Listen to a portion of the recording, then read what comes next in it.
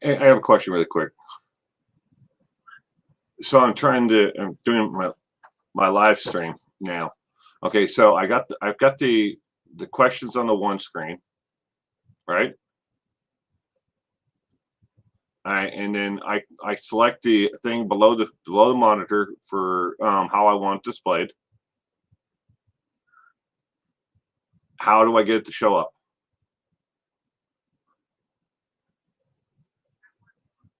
The question. How do I get the question to show? What?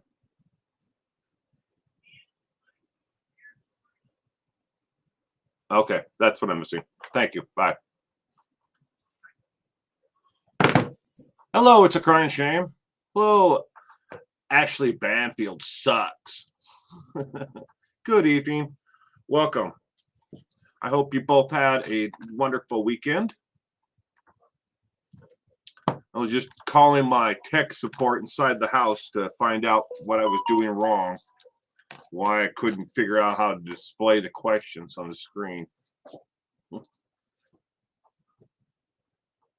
Cessna 101, good evening. Okie dokie, Sketty Nona and Pippadot. Good evening to everyone. Welcome to True Crime Trivia, Music Edition.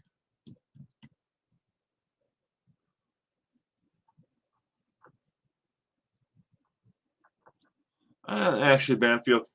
I'm having a terrible hair day though. It just doesn't want it. I took a nap and I woke up about an hour ago and I sat here trying to figure out how to use this software because I'm completely new to it. I've used Restream now. This will be the second time, but I'm sitting here, trying to figure out how to use it. I'm like, okay, I can figure this out.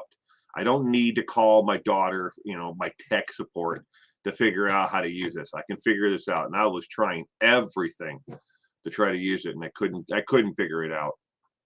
So finally I did. Cessna 101, how's my knee? It still hurts. I have another doctor's appointment this week to take a look at it.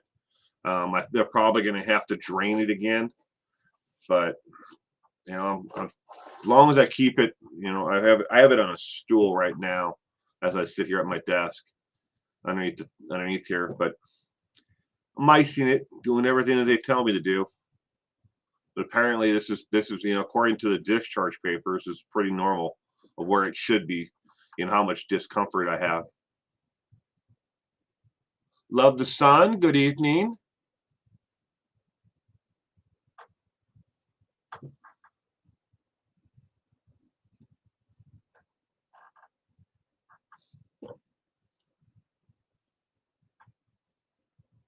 Was it a knee replacement? It's a crying shame. They replaced the PCL, the posterior medial ligament PCL.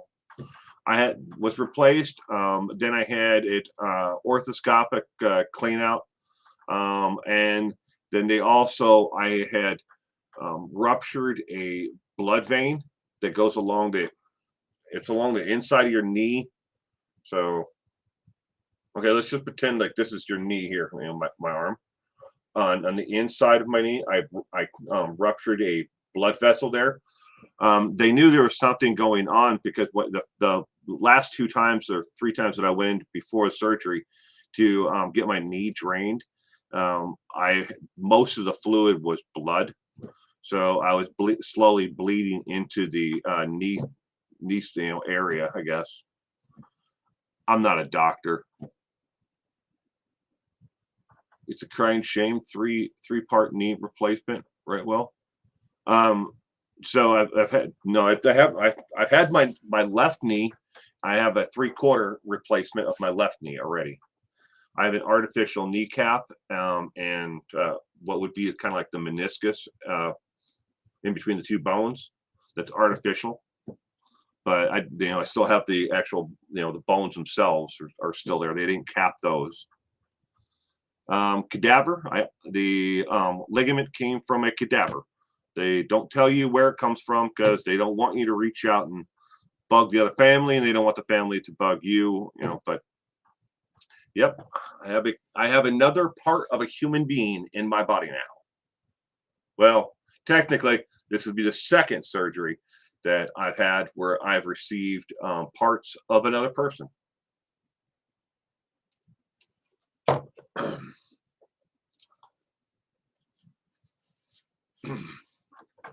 You see the chunk of my arm that's not there? Well, it's kind of hard to see, but your arm should have like a bow here, but I'm missing all that. I lost all the muscle tissue in my arm, and it's been some time now. And I'm terrible with how long ago certain things were. I want to say 2015. I had actually originally hurt injured my arm a long time before, but in 2015, I'm losing. I can't straighten these fingers, but I was losing all the muscle in my arm because of it. They went in and they replaced the nerve in there, and those came from a donor as well. And some of the fat that they put in here to rebuild it came from just above my butt, but I like to say it's part of my butt is in my arm, but it's not really my butt. It's above, a little bit above the hip line. Hi, Diana. Welcome. You have a cadaver DAC, Pippadot? Ooh. Lisa Smith, good evening. I think I may have someone else's brain. It's not working right.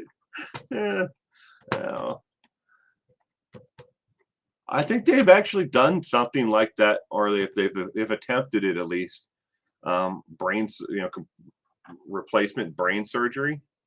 I think that they've tried something like that. I don't know if it's ever been successful, but with modern science, they can do just about anything.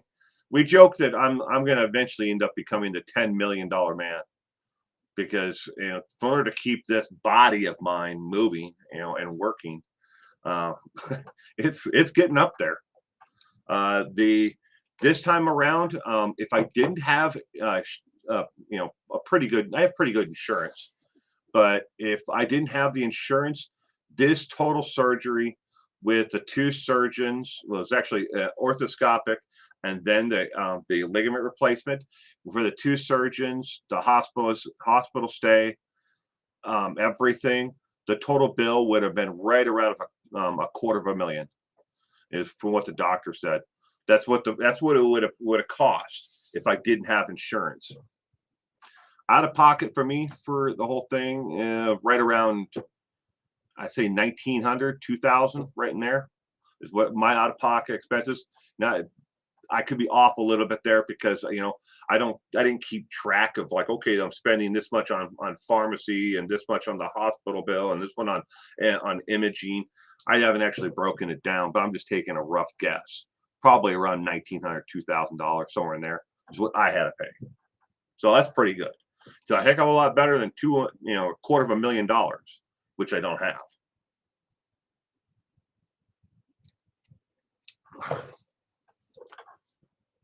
That's nuts. It is nuts. Get out of the door, Will. I will. $250,000. Wow. Cessna. Anybody here? Here's a good way to figure out just how insane the medical when it comes to the American medical system. Next time you need to go to a doctor, and maybe you have something coming up in the future here. Let's just hypothetically say that you need to go in and have surgery for something, an elective surgery. Maybe it's orthoscopic surgery on your knee. Okay, just take that for just that one little procedure.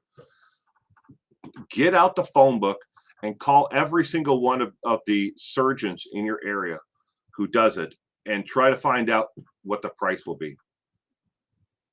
when it comes to consumer protection laws and price gouging, in particular, all of the laws that have ever been written for price gouging do not have anything to do with when it comes to the medical procedures and surgeries and everything else. The hospitals can charge whatever they want. I was in the hospital this past time. I had the breakfast that I had was a really shitty, like powdered egg, and it must have been powdered because it tasted like crap. And I had like these two little sausage patty things, some dry white toast, and I had this little tiny thing with the aluminum peel off top orange juice. That meal cost me $80. $80 for that meal. Why? It's insane. But another way to figure out is if you know anybody who has an EpiPen or needs an EpiPen for, allergies, look at what the price of an EpiPen costs anywhere in the United States. I don't care where you go. If you look at the price of it versus what it is after insurance, some insurance covers it completely, some don't at all. But look at the price of it. Look at diabetic medication. Why do we have to? Why does someone who's diabetic and it's a life-saving drug, something that they need? Why are the prices so outrageous for it? Yes, the surgeries are insane. My back was nearly $2 million. My neck surgery, way out there. A box of Kleenex in a hospital costs almost $40. Check out insulin pens. Yeah, Kim, you are absolutely right. And I always wondered. I grew quickly side. We had 12 minutes here. Okay. My father growing up was insulin dependent. Now this was in the early 70s. When I kind of like really became aware of that he was insulin dependent. All of us kids in the house knew where his insulin was. We knew where the syringes were, and we knew what to do in case Dad was going into shock or whatever. We all knew that. It was just something we all grew up knowing. But I never realized just how much, when it came to the average cost of how much it cost my father to get his insulin and how available it was. And especially in our rural, farming community where we live, there was only one place for him to go to actually get insulin. And that one place, they could charge whatever they wanted back then. And he had no insurance at all, but he had to have that. He had to have the insulin. Otherwise, you die. $80. That's crazy. That's why I'm living where I reside. Yeah. Yeah. Yeah. Bring your own breakfast, wouldn't you? Would that be nice? And your own Kleenexes. All right. We're gonna see if I can do this. I just called my daughter and had her explain it to me. So we're going to see if I can actually get this to work. All right. I need to click on this, and then this, and then I click share. All right. That's the first view. But all the questions are set up for this one. I know this may not be the best view, ladies and gentlemen, but like I said, this is new, and all of the questions that we're going to have tonight on the trivia are formatted for this 50-50 split. That they're not going to be formatted like this where you see it all crunched together. I did this by mistake. I mistakenly shrunk it. I got to get out my answers here. Find my notebook. Trivia.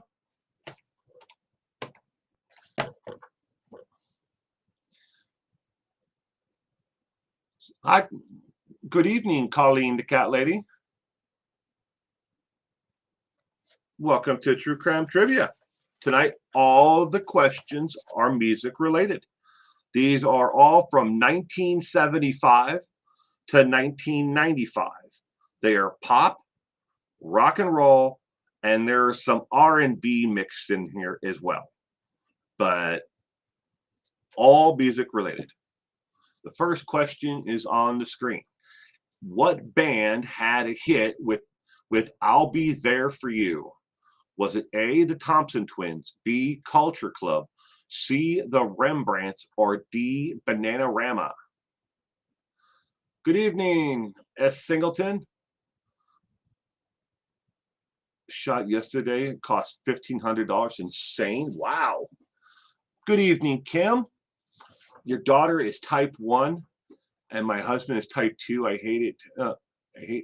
I hate it for them. So thankful I'm not a diabetic. I'm thankful for it too. I've always been like right on the edge, borderline, so for years I've watched what I've eaten, and I try to take as best care of myself as I can. But by the time my father was my age, I mean he was already insulin dependent. So I don't want to go down that road. So sorry to hear your struggles physically and financially.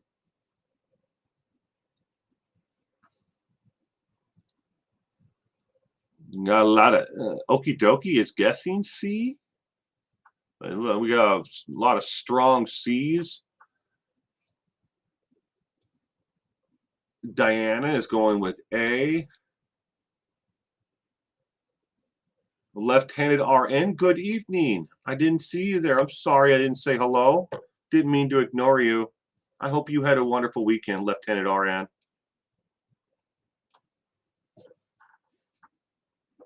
And don't blame people who are who are the frontline workers. They're not the ones who set the bill, the rates or what it costs in the medical community. My wife works in the she 27 years she worked in our local hospital in the lab. She's never been a nurse. She's always worked in the lab. She studied laboratory sciences. She's going to school to actually get her master's in psychology. But she's now worked for then she went to work for a pathology laboratory, but she hasn't been working for the last 3 months now. Oh, but it's not. People are always like, man, why does this test have to cost so much money? And they blame the lab. It's like, yeah, if she had it her way, she charged $5 for the stupid test, even though it may even cost the hospital less. To run the test, but they still have to charge at a certain rate. They have what's called a charge book. No kidding. But federal law has actually been changed, so they're supposed to post the prices of what things cost. But most hospitals and organizations, like there's a lot of hospitals out there, but they're owned by like larger groups. Have been buying up all the smaller independent hospitals. And they found that it's a lot cheaper to pay the fine to the federal government and fight that than it is to post the prices.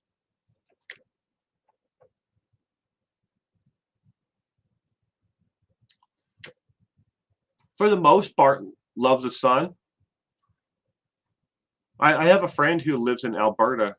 He still has some costs for his. Alpha Femme, good evening. Welcome to trivia tonight. We are still on question number 1 because I've been doing a lot of this and very little of this. Your winters suck here though? Nah, I love the sun, the winter. Yeah, I'll trade you spots. I'm in the desert where we almost get no winter weather at all. It's basically we have hot, and road construction. Those are our seasons here. But I like the winter. I enjoy it. I'd much rather it be cold than 117 degrees. I think it's people behind the scenes who set the prices. It's the people in the administration and above who set the prices. It's not the people down at the frontline workers, the people you see. All right. Question number 1. The correct answer is the Rembrandts. The letter C. C as in cat. C. C is the correct answer. Piedmont is buying up as many doctors' offices and hospitals in Georgia. Here, here where I live, in the West Coast, it's Province Hospital Group. They're buying up all the little tiny, smaller hospitals, all the outpatient imaging departments and surgery centers. They're buying up everything, and they're kind of like a plague. But try to find an independent price or independent anymore. Hard. All right, now let's see if I can go on to question number 2. This is where it gets sketchy. I have to try to remember this for a second. I have to shut up and actually focus. Okay. Let's see if this works. No, that did not.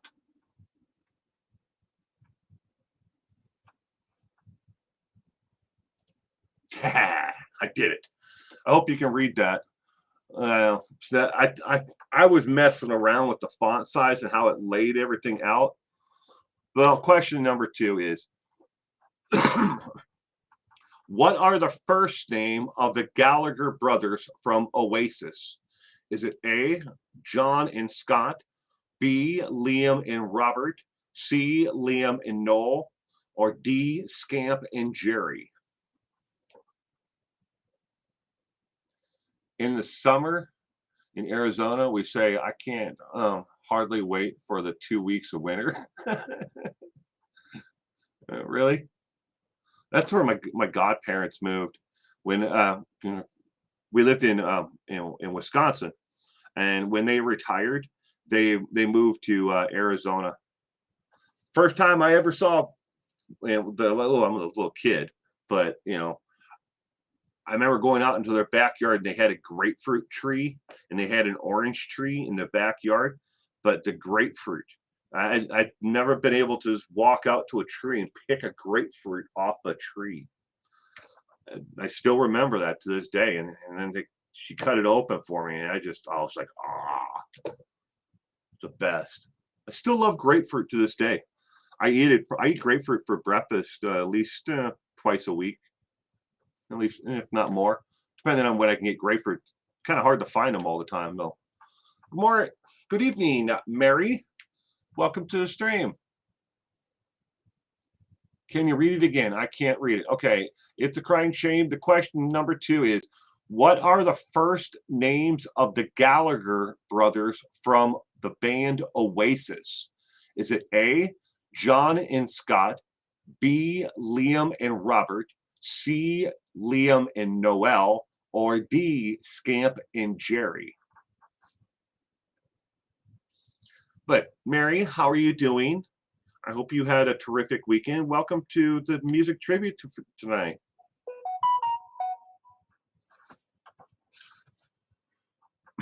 If the questions are too small, somebody, let me guess. I mean, don't let me guess.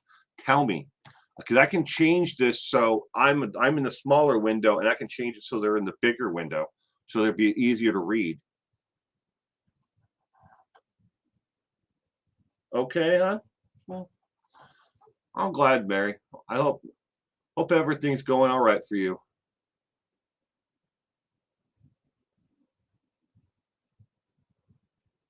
I mean, if I could turn this other monitor this way, the 2 monitors could look at each other. I've got 2 now, and I have a third one that's going to go over here. So this is my right, this is my left. So I have another monitor that's to the right, and I have another one that I'm going to put up that's going to be on the left side of the main monitor. The one in the middle, I have no idea, but it's bigger than the other ones. This is a 36, and the other one's going to be a 36. I just hope who picked C is right. It's getting Nona ? Too small, says Kim. I just got a big screen now. I just couldn't read it on my phone screen. Oh, okay. Love the music trivia. even though I suck at it. You might be surprised, Love the Sun. These questions, I purposely picked these questions tonight from 1975 to 1995. Just that 20-year, period there. And they're in pop, music, rock and roll, and there's a couple R&B questions in here. And that's it. There's even a couple in here where I give you a hint on the screen. You'll see a hint. I'm going to try out some new things, but it's like, especially on questions where people had, kind of, there was a question about, and maybe it was, kind of a gray area. So some questions in the future, I'm going to add a hint to what the right answer might be. And other ones, I'm just going to flat out tell you, I think you should probably pick B or whatever it might be. But question number 2, the correct answer is C. C again.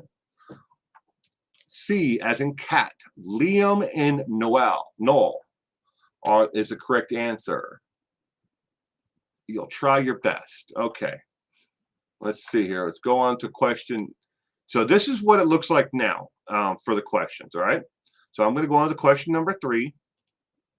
And this is what the other way it looks like. Is that easier for everyone to read, see on their screen, cell phone, or whatever device you might be on? This is the other option. Every question would be formatted like this, where the question is long, and then all the answers are, in alphabetical, but always over to the left. Yes. Yeah. 2 and 2. Try my best. Okay, so question number 3. Who had a hit with I Would Do Anything for Love, but I Won't Do That? A, The Wings, B, Meatloaf, C, Meathead, or D, Culture Club? Did we get it right, Lisa?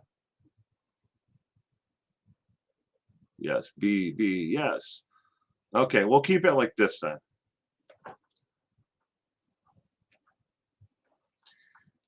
Some of the things that I have to work with to figure out on this one is it has a private chat room all the way over to the left. So on your screen, as you're seeing this, the chat is all the way to the right. But on the left on this one, it also has a private chat area. So, and right now, my moderators are in there. In that private chat room, it's by, I have to send an invitation to you. You have to go in an email, and then you have to click on the link, and then you can actually join the private chat, which is on the left. But right now, it's just my moderators. I'm pretty much gonna keep it that way. But I have chat on both sides of the screen. So the format in between is, kind of, I have 6 different options, but the last 2 are more for doing live streams with other people. So my hubby said, "Thanks a lot." Now he'll be singing that all night long. I would do anything for love, but I won't do that. All right. What is the answer for question number 3? Lisa, this is B, said Pippadot. We got B. Brooks. Hello, Brooks. Good evening, Brooks. I hope you had a wonderful weekend. Trying to sneak in there where I was going to see you, huh? Most of us would do anything, but we wouldn't do that. Now you're hungry? Pippadot 2, you're hungry? All right.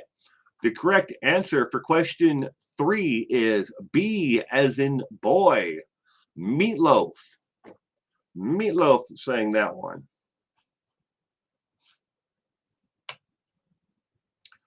Question number 4. Which band thought he was pretty fly for a white guy? Was it A, Offspring, B, Lips and Twist, C, deep country, or D, Rush? Which band thought he was pretty fly for a white guy?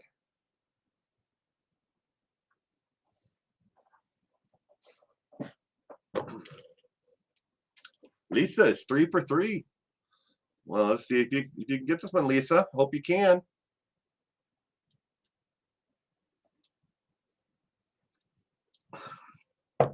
May take this game home. A for the win, Alex. Alex Trebek.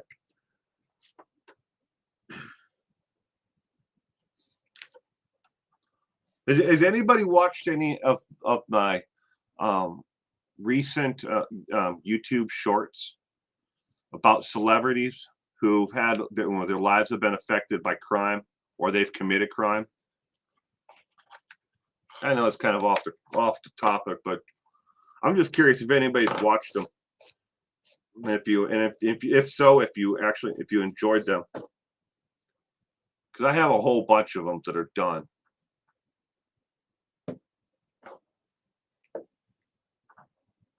If not, I'm going to start all the videos, because I have a lot of content, ladies and gentlemen, that I've made that is kind of like the Alfred Hitchcock one that I did today on Psycho, and the one I released the other day on Christine.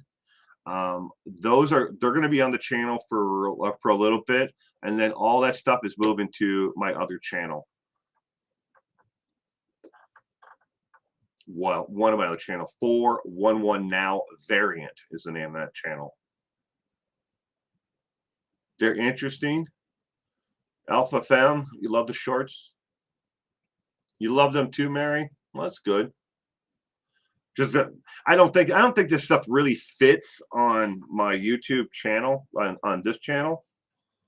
But then again, music trivia doesn't really fit on, on a true crime channel either, does it?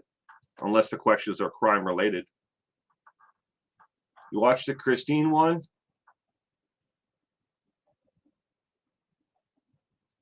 Well, I have. All right, so I have a list here somewhere on my desk. Where is it? There it is. So, like the one that I launched today about Psycho, I have one on Amityville Horror, The Shining, The Omen, Rosemary's Baby, Night of the Living Dead, The Exorcist, The Texas Chainsaw Massacre, Carrie, Poltergeist. I have YouTube videos that are done on all of those that are right now that are on my channel that I just never launched. Some of them are almost a year old now, but I just never launched them. And with the Dawn of the Dead and with Halloween, I was like, you know what? I'm gonna launch a couple of them, and just see if anybody likes these these horror ones. What's the other channel? 411 Now Variant. You have your coronavirus, but you have the Delta, which is the variant of the coronavirus. So 411 Now Variant. I didn't want to name it 4112, so I named it Variant.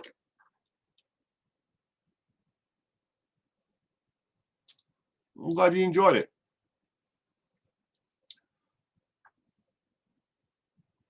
Well, I will, Cessna. It's one of those things where it's more of a time issue. When I have to find the time in order to move all these, download them and then re-upload them and everything else. So that might actually be a lot easier, here coming the next week, because we're changing our internet provider. So, all right. Which band thought he was pretty fly for a white guy? Yes, for 13, but they drew 31. The correct answer for question number 4, ladies and gentlemen, is A as in apple. Offspring. Question number 5. Hello, Linda. I did not see you sneak in there. 141.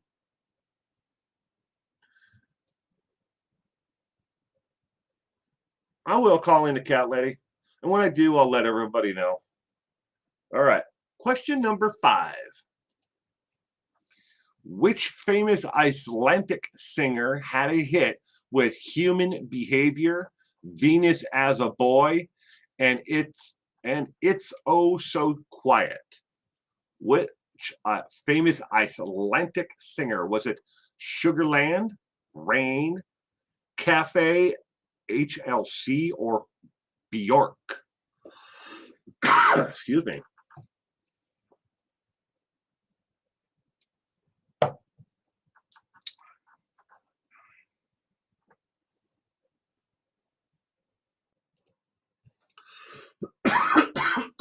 Excuse me. I'm still here.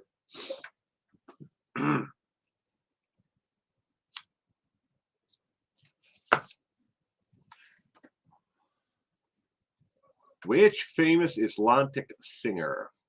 Got a lot of D's. D. Smart name, Will. D.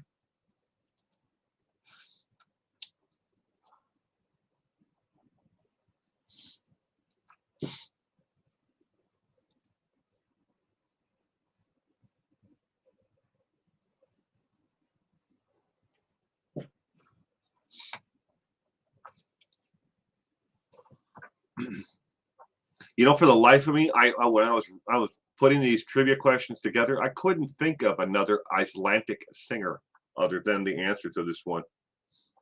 I was like, is there another Icelandic singer? I could not think of one off the top of my head.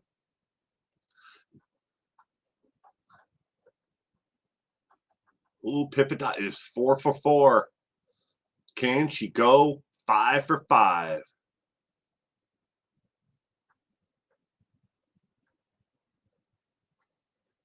The only Icelandic singer, the only Icelandic band I know, LOL. Question number 5. Which famous Icelandic singer had a hit with Human Behavior? That's probably like the first song that comes to the mind when I think of this artist. The correct answer for question number 5, ladies and gentlemen, is D as in dog, Bjork. And I could not, for the life of me, when I was putting this question together, I could not think of another Icelandic singer. I'm sure there are other ones out there. I was going to Google it, but I just never got around to it. Lisa, 5 for 5. How's Pippadot? Did Pippadot get that one? Did Pippadot 5 for 5? All right.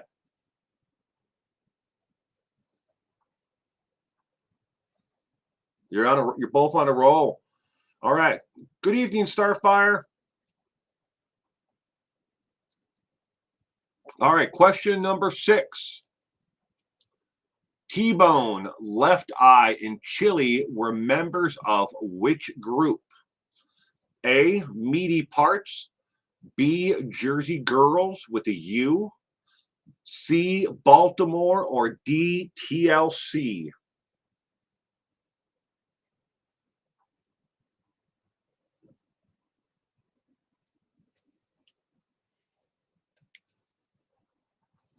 Yes. If I tell you, it's only because I'm 100% sure.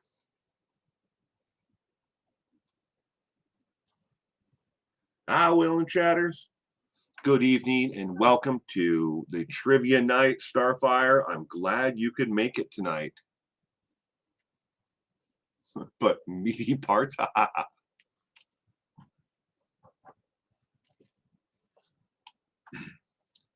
ladies and gentlemen, these are not just made up names. These are real names of bands. All of them are. All 4 of these are real bands. There is a band named Baltimore. There is a band named Jersey Girls with a U. And there is a band called Meaty Parts. And in case anybody's wondering, The meaty parts is kind of what do you call it? Like they're not a spoof band. They're they oh, what do you call it? They pay homage to another band. They pay homage to a band called the Meat Puppets. But they do Meat Puppet covers and stuff like that. And yes, Meat Puppets is the name of a band. Oh, I am not at all good with music. I never have been able to remember bands or singers' names or any songs. Maybe we should play a Bob Dylan version of this. I mean, or a Prince version. 30 questions all about Prince. I could make the whole thing all about musical artists from the state of Minnesota. Still no? You wouldn't be able to get any of them then? Either? I'm willing to try it. I think everybody would enjoy that. I mean, because Bob Dylan's from Minnesota, Prince is from Minnesota.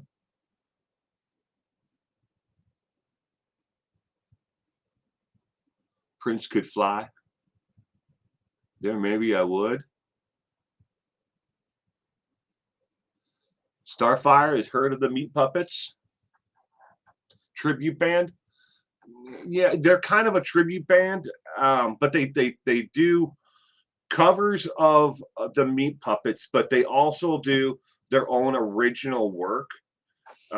They've been around since the big hair bands of the 1980s. They started off as kind of like Stryper was religious, heavy metal, big hair band. They started off kind of the same way along that route. Members left, members came into the band, and then they transitioned to being, like more like a tribute band to other artists and other bands. But then they started releasing their own music on top of it. Well, they've been releasing their own music the whole way. So it's kind of like hard to like put them in a category, I guess would be the best way to say it. All right, T-Bone, Left Eye, and Chili were members of which group? The correct answer, again, ladies and gentlemen, is D as in dog, TLC. Bonus points if you remember which one of these ladies burned down Andre Rison's mansion by setting fur coats on fire in the jacuzzi tub in the bathroom. Bonus point. Which one of these ladies committed arson and burned down an entire mansion by setting fire to fur coats in a jacuzzi tub in the bathroom?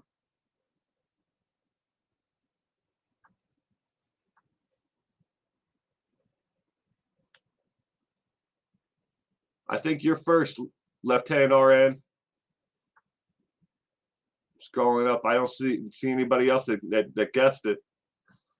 Yeah, Andre Rison, her boyfriend, she burned down his house.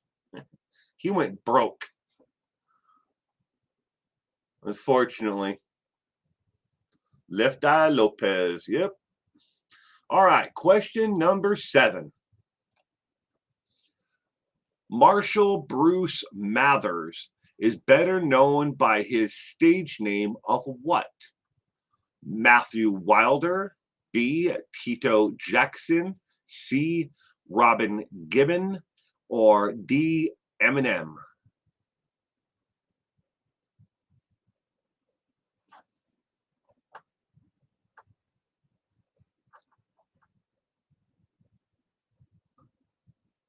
Because you like yours grilled.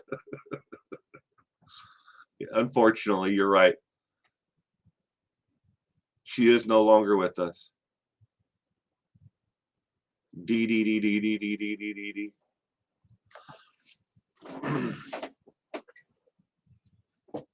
I remember watching the ESPN 30 for 30 on the entire incident about the love again, hate each other, going to kill each other, affair that the two of them had. It was just that was just one of the the things that went on in their relationship. They couldn't stay away from each other. Didn't ever matter how much everybody told them to just get the hell away from each other. They just couldn't stay away. And they just kept on going after each other and tormenting each other. Checking Conviction is going with 8 Mile Man.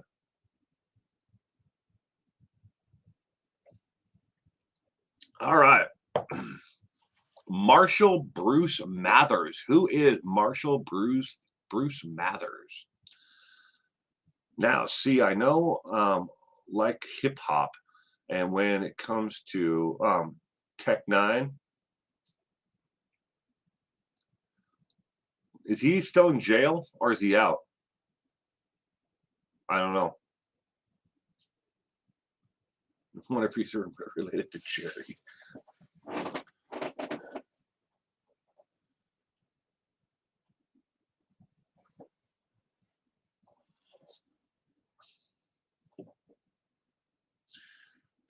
Marshall Bruce Mathers is better known by his stage name of what?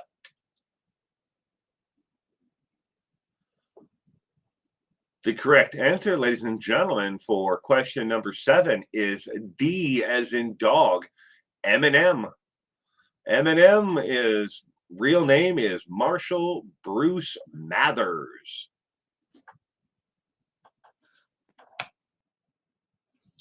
Yep, it was Lisa Left Eye Lopez. Question number 8. Which iconic band released the song Religious Vomit in 1981? Was it A, White Sharks, B, Dead Kennedys, C, Black Sabbath, or D, Jane's Addiction?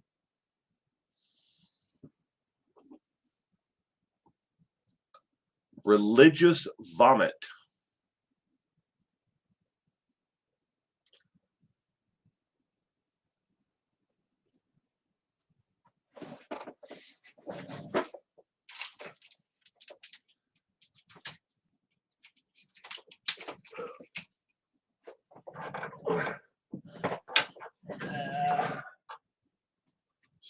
I'm still here. I'm just off camera. I'm trying to see if I actually have this album. I'm pretty sure I do.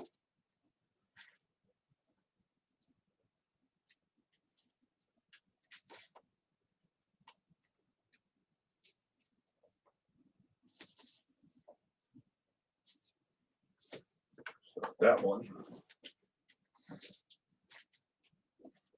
Which iconic band released the song Religious Vomit in 1981?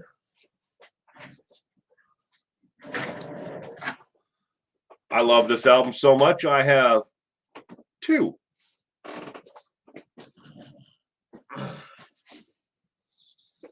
We got B, D, B, question mark.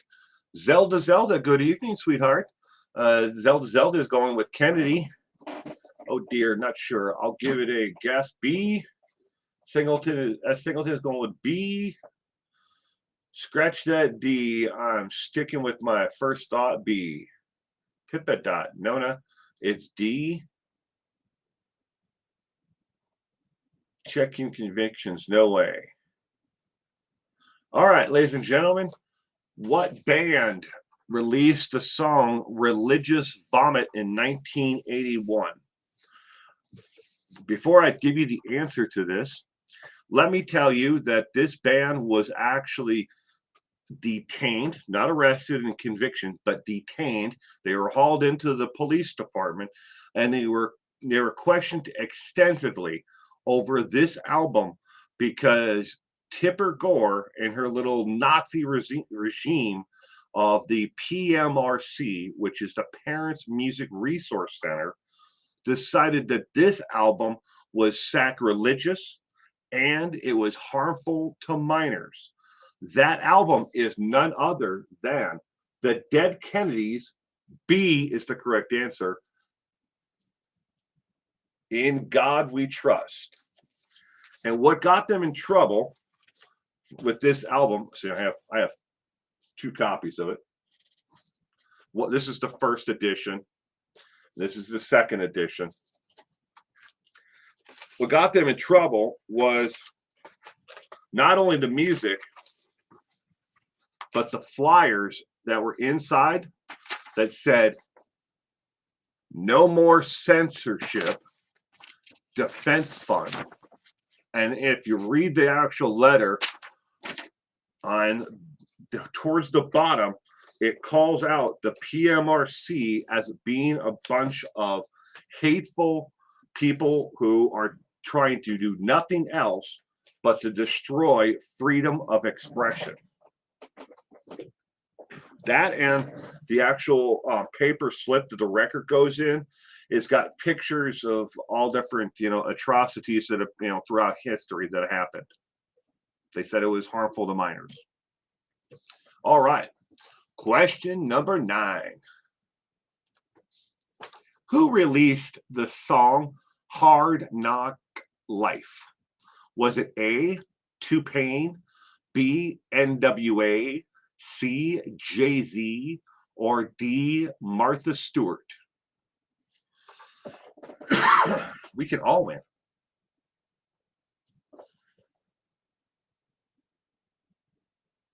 Inagata Davida, baby.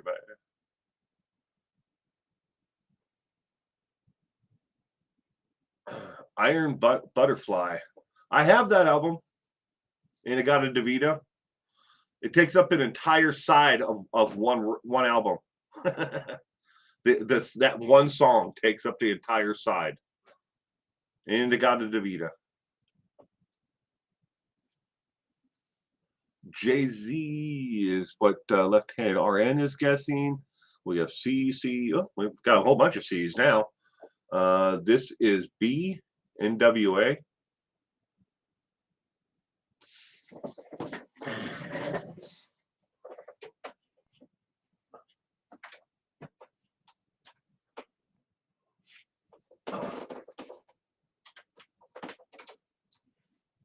Open, I said.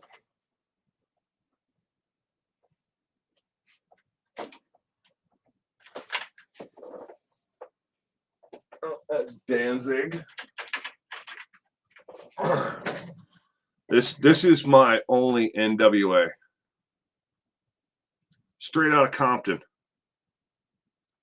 I used to have the CD, but a friend of mine borrowed it and never brought it back.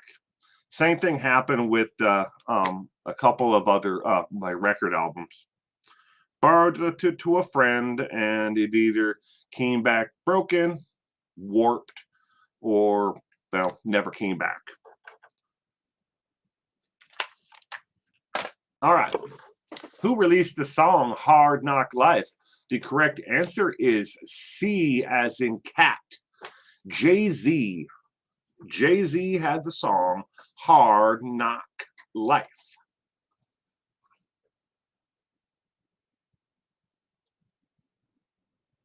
Pippidot, 7 for 7. Question number 10. What was the best-selling single of the entire decade of 1990s? Was it A, Candle in the Wind, B, One More Night Alone, C, I Will Always Love You, or D, Gangster's Paradise? What was the #1 single for the entire decade of 1990? Lisa has jumped in first with A. I'm not even keeping track. LOL. Zelda C. Oh, I love Candle in the Wind. Lieutenant RN is going with A. Gangster's Paradise.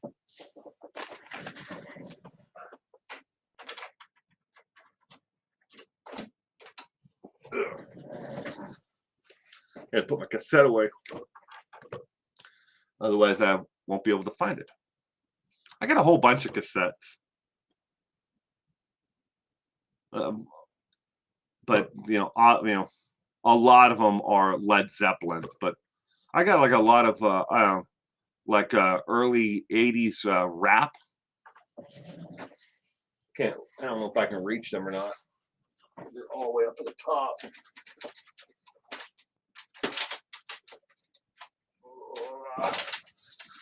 No, I can't reach them. I can't really get up and stand up and to reach over everything. I'll go with A. Second choice is C. Love me some Zeppelin. Oh yeah. But it could be, so second choice would be C. Question number 10.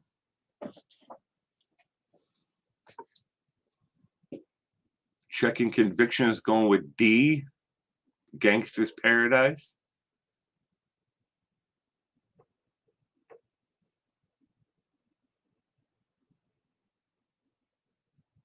I had a baby in 1973. When I was 18, I had two opposite parents, drunks and hippies.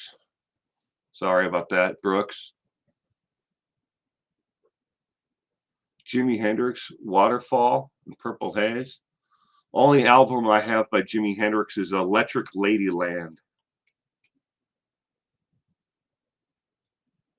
I have that out here now. I was listening to it earlier today. All right, was the best-selling single for the entire decade of the 1990s? The correct answer, ladies and gentlemen, is A, as in apple. Candle in the Wind. Now, I'll give you a little secret here. If you look at this question closely, you'll see that the font that is used for D is different from the other fonts. I purposely did that. See, the very first time that I did it, it was mistaken. I didn't catch it, and that was the right answer. So by question number 10, I purposely used a separate font 2 more times in the answers. So if you thought, wait a minute, that was the correct answer, I'm on to him.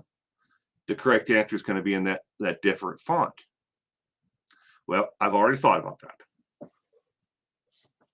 All right, question number 11.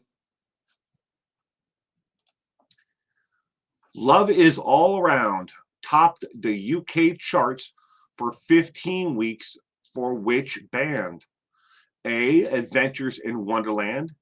B, Wet, Wet, Wet. C, Crazy Love. Or D, Dry, Dry, Dry. Okay, Nona was born in 66.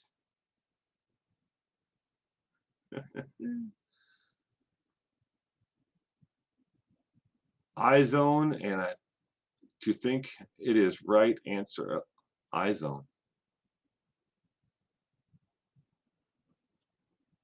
Lisa's guessing A, or Lisa Pippadot. Lisa A, Adventures in Wonderland. Diana Bowman's going with B, Wet, Wet, Wet. Love the Sun's going with B.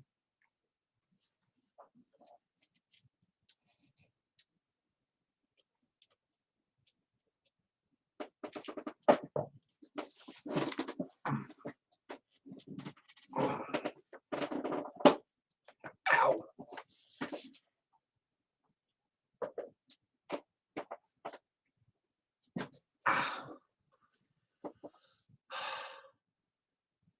I can hear that song in my head, but their name escapes me. Not a clue. Says it's a crying shame.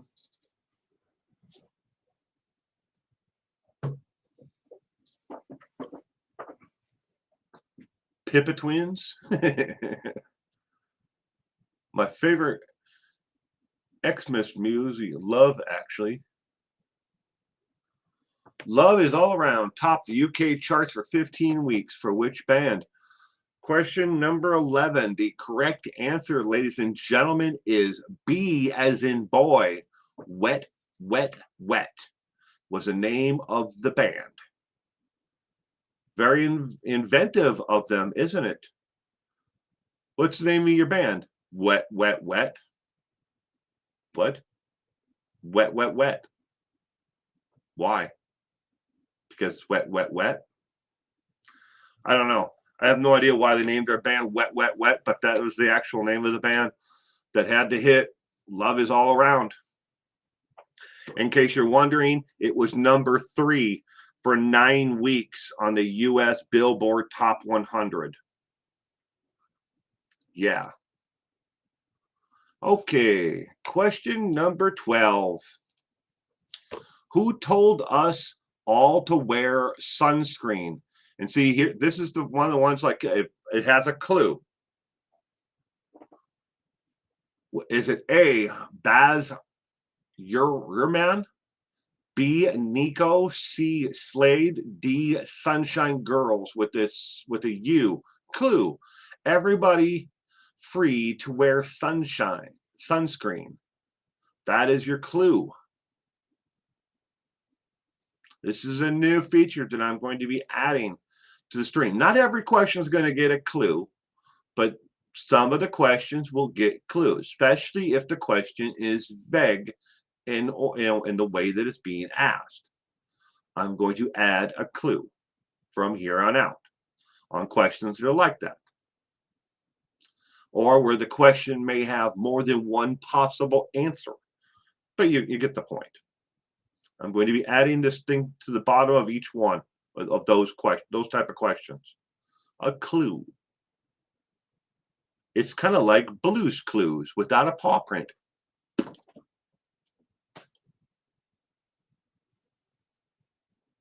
Stupid name, Wet, Wet, Wet, goes along with Betsy Wetsy Doll, right? I think my sister had one of those, the Betsy Wetsy Doll. You gave it a bottle and then it would wet itself and then you had to change it. Yeah.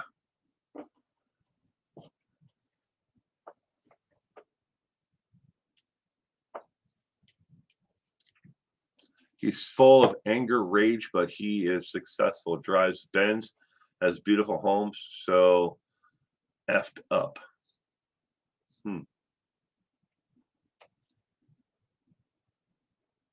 Who told us to wear sunscreen? Pippadot, Lisa B. Nico is her guess, I guess. I'm not sure what that's supposed to be. Pippadot and Lisa are both guessing B. Pippadot B?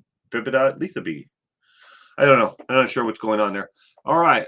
Who told us all to wear sunscreen? The correct answer, ladies and gentlemen, is A as in apple.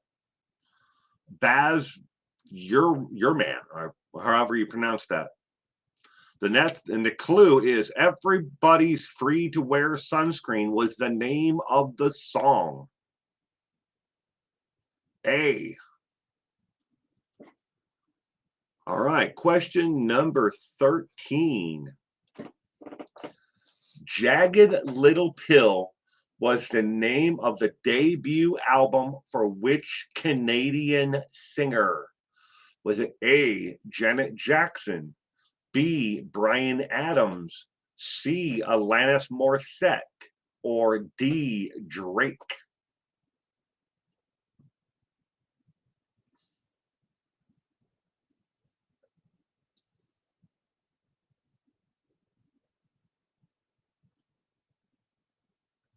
Oh, Jesus, that's a lot of C's that came in really quick there.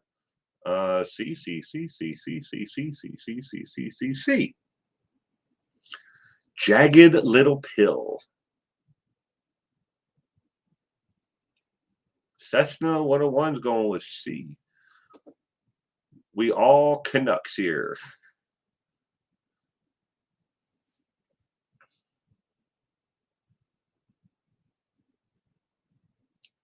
C. Will Skeddy Nona and Pippin Dot born in 66. Really? Didn't know that. Now I do. It's good to know. 66 was a good year, apparently. Love the Sun. I love Alanis.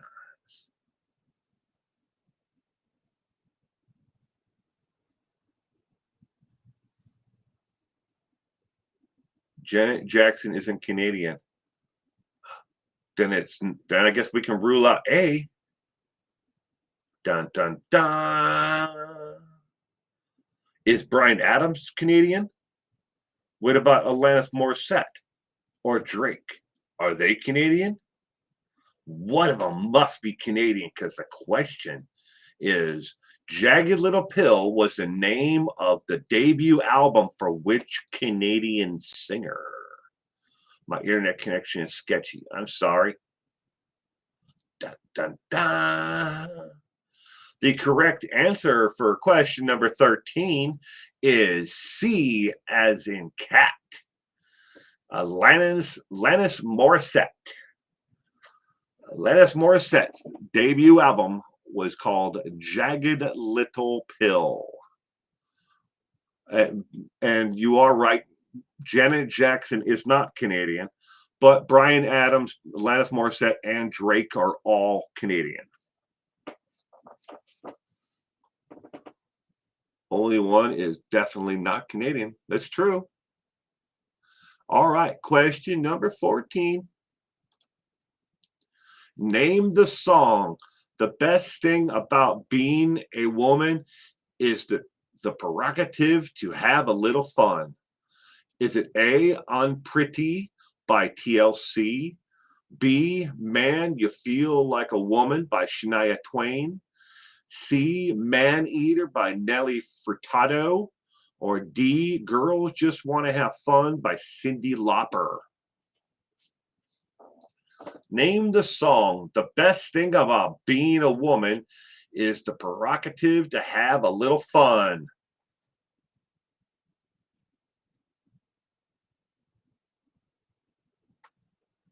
B. Diana Bowman's going bucking the trend and going with D. Zelda, what is Jagged? A Jagged Pill? I don't know. Just the name of the album. B. And Pippadot is going with A. Unpretty by TLC.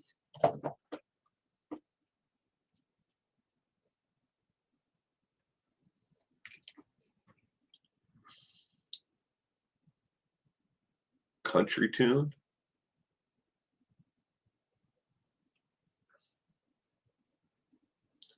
I think this is pretty much an anthem for a lot of women in this world. I don't know too many of that, at least in my life, that don't love this song. And no matter what kind of music they listen to, they love this song.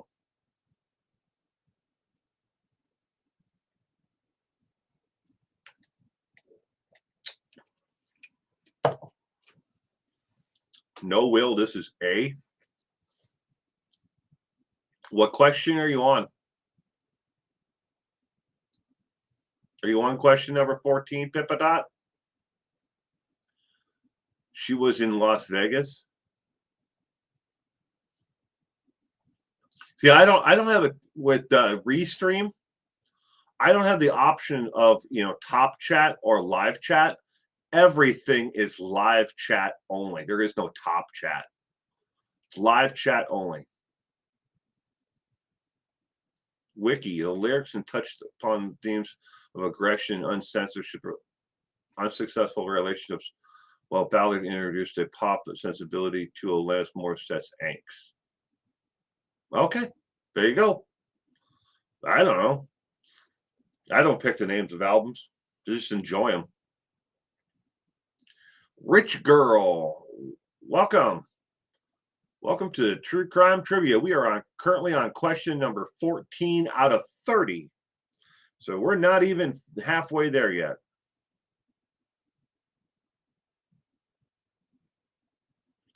Jagged Little Pill equals rage-torn relationships. Do you three girls liked her? Oops, B. All right, the answer for question number 14 is B as in boy. Man, you feel like a woman by Shania Twain. Question number 14, the correct answer was B as in boy by Shania Twain. Lisa Smith is 14 for 14. Congratulations, Lisa. All right, there we go. Next question, question number 15. Name the song I Like the Sushi because it's never touched a frying pan. Name the song I Like Sushi because it's never touched a frying pan. Is it A, Jump Jacks by My Geisha? B, Pat Benatar, You Better Run. C, Bare Naked Ladies Once a Week. Or D, The Pretenders, Brass in Pockets. I'm not sure why I had so much of a problem with reading that. Name the song I Like the Sushi because it's never touched a frying pan. One Week is by It's a Crying Shame, says it's Bare Naked Ladies. We have C for Lisa Smith. Brooks is going with C. Watching X-Files with the lights on. Hope the Smoking Man is in this one. I love the Smoking Man.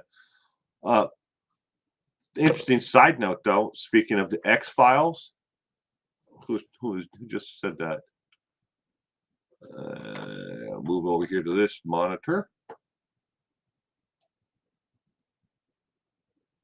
It's a crying shame.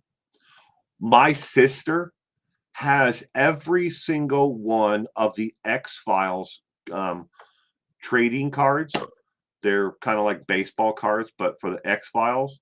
And they have every single X-File comic that was ever released. They have every one of them. It took them years to collect every single one of them. But they do. They have them all. They loved X-Files. I liked watching Mulder and Scully. But I wouldn't say that it was something that I was, totally infatuated with. But it was a good show. They loved it. So we have Loving the Sun is C, just a guess. C, A, Sketty Known is going with A. C. Ew, raw fish.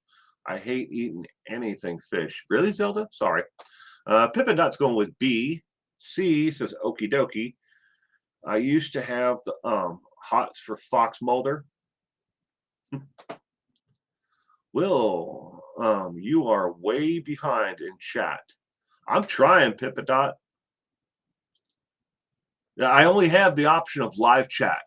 And every single one of your comments has a timestamp on it, and I'm looking right at the clock. So in the upper corner, left-hand corner of your chat, it has it. It's in military time, like Pippadot. This is 14 is B. That question came in at 2013 and 35 seconds. I'm looking at the clock right below it. I am within not even 6 seconds. Getting on it. Don't like fish either. At 2013 36. So like I said, with Restream, it's live chat. There is no delay. You can't put it on slow chat. You can't buffer it to, or anything at all. It's live as people type it out. Now I can censor people. I can censor words. I can time people out. I can block people. I can do all these other things, but I have my moderators are over here that who are in case anything ever happens like that. Zelda, you love anything tacos? All right, question number 15. The correct answer is C as in cat. Bare Naked Ladies 1 week is the name of the song. I like sushi because it's never touched a frying pan. I'm not much of a fan of sushi myself, but I have friends who like to go out for sushi. So every once in a while, I kind of have like I go with them. I try to pick things that are more like egg rolls, or the sushi rolls, stuff like that. Instead, so I'm not like eating like just raw fish on top of rice. I don't understand that. But hey, to each their own. But at the same time, I mean, I like uncooked smoked fish. Question number 16. Start fire. I lose. Who sang with Kenny Rogers on We've Got Tonight? Was it A, Madonna, B, Debbie Gibson, C, Britney Spears, or D, Sheena Easton? Who sang with Kenny Rogers on We've Got Tonight?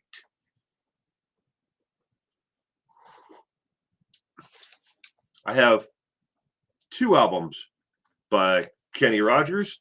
I have Kenny Rogers and was it the 5th edition, right? His rock album, one of his rock albums, and then I have Kenny Rogers, the Gambler album. Only 2 Kenny Rogers albums I own. Okay. Where is it? There it is. I'm still here. I have not gone away. Never heard of it. This was a country hit, but it was also on the pop charts. This is one of those crossover songs that was not only on the country charts, but it was on the pop charts, and it was on there for quite some time. I'm sure somebody can Google it, how long it was on the pop charts, but it was definitely a crossover hit. Got an awful lot of radio play on both country, country stations and on pop stations. Such a great song. Love the Sun. I'm guessing D, Sheena Easton.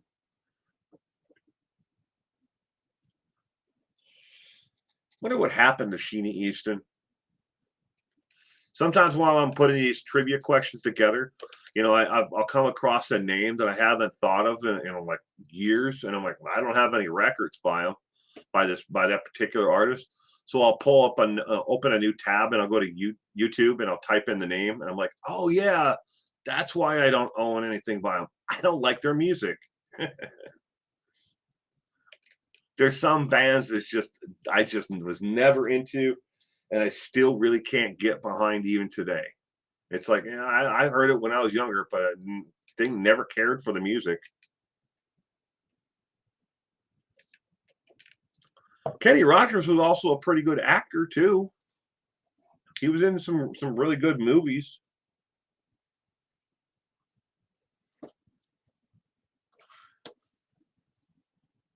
He wasn't just a singer.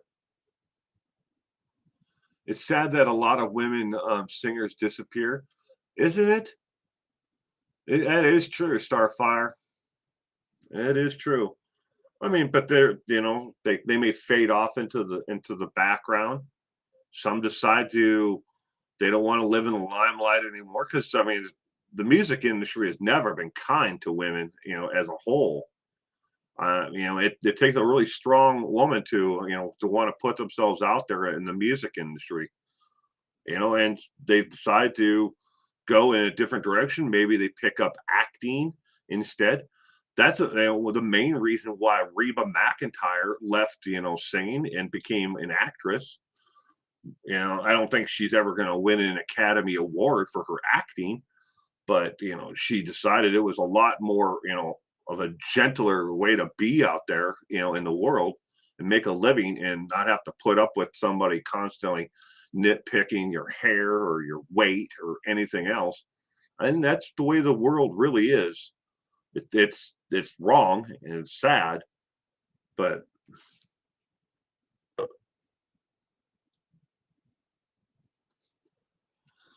Who sang with Kenny Rogers on We've Got Tonight? The correct answer to question number 16, ladies and gentlemen, is D as in dog. Sheena Easton. Sheena Easton sang with Kenny Rogers on that song. All right, next one. Question number 17. Which Debbie Boone single spent 10 weeks at number 1 in the 1980s? Was it A, Mr. Wrong, B, You Light Up My Life, C, Mr. Right, or D, the answer is B and you know it?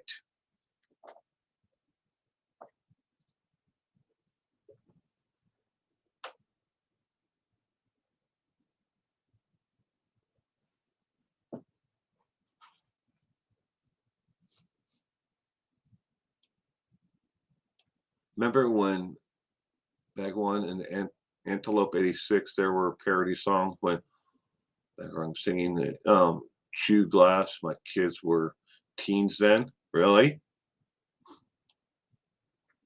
And no, I don't remember that. Which Debbie Boone single spent 10 weeks at number 1 in the 1980s? Lieutenant RM's gonna hedge your bet and go B and D. Just a simple B would be suffice. The answer is B. It's a great song.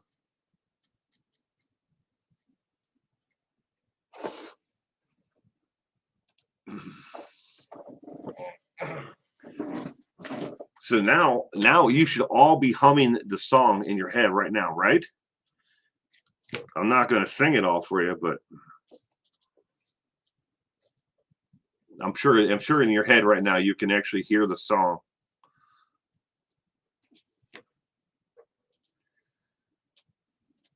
It was a movie of the same name. Diana Bowman is going with B. Good guess, Diana. Well, ladies and gentlemen, the answer for question number 17 is B.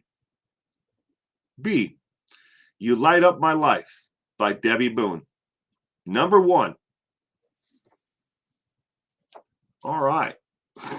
Brooks. D. Can't stand that song. I'm sorry. All right. Question number 18. Which Mariah Carey hit has the words "Can't live if living is without"? Is it A, Without You, Without My Man, C, With You by My Side, or D, Without You backwards? Which Mariah Carey song has the words "Can't live if living is without"?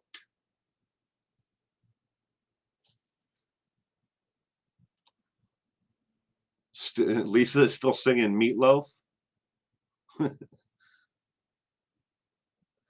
Hey, I didn't know Mariah Carey sang this.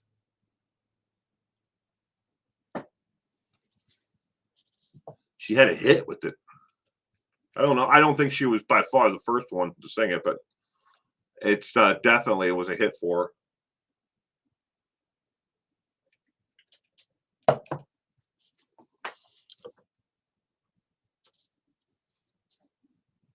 Which Mariah Carey song has the words "Can't live if living is without"? Getting easier, Will? Well, good.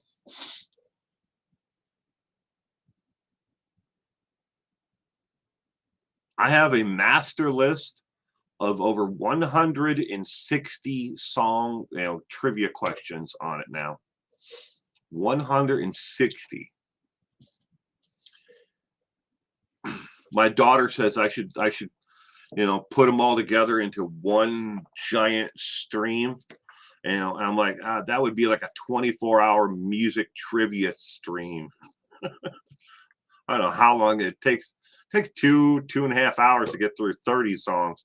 How long would it take me to get through 160 songs? Or, takes me 2.5 hours to get through 30 questions. How long would it take me to get through 160? Quite some time. Song written by Peter Ham of Badfinger. Question number 18. The correct answer is A, as in apple. Without You. All right, next one. 19. How many people made up the band Tears for Fears? Is it A, 1, B, 2, C, 3, D, 4? How many members are there in Tears for Fears?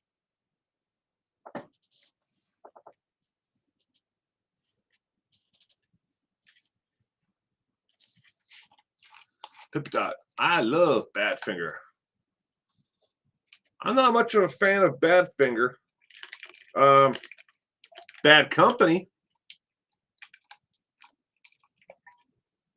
Like Bad Company. Left-handed RN's going with 2. Crying Shame is 2. B, B, B, B, B, B, B, B, B. A lot of B's. That's what I was looking. A lot of people are guessing B. Me too. Bad Company, yes.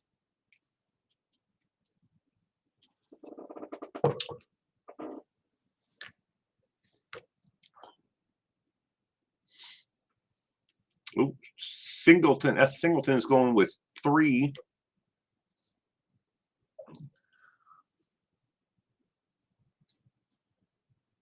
Badfinger and Bad Company.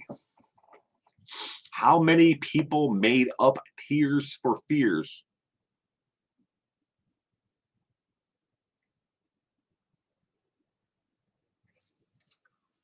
The correct answer for number 19, ladies and gentlemen, is 2.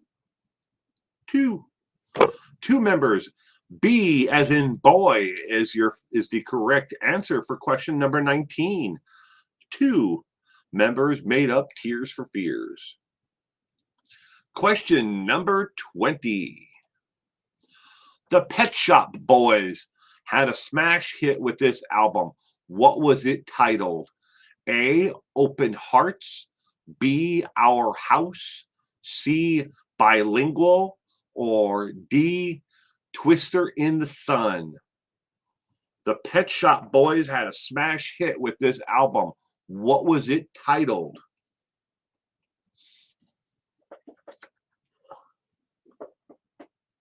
Shout, shout, shout. Shout it out. Out. What was the next line? These are the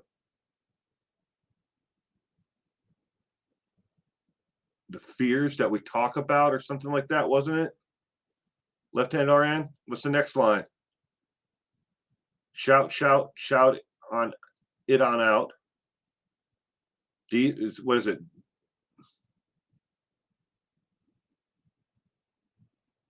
Oh man. See, now I got this song in my head.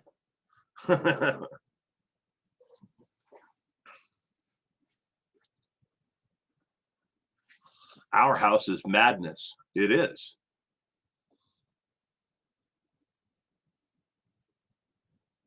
Our house in the middle of the street. Our house. These are the things that we can live without. There you go. Thank you.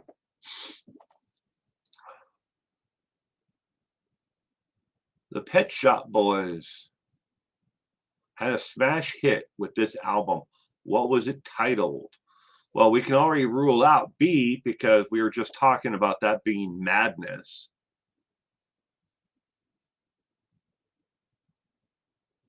Make me want to make some coffee. West End Girls.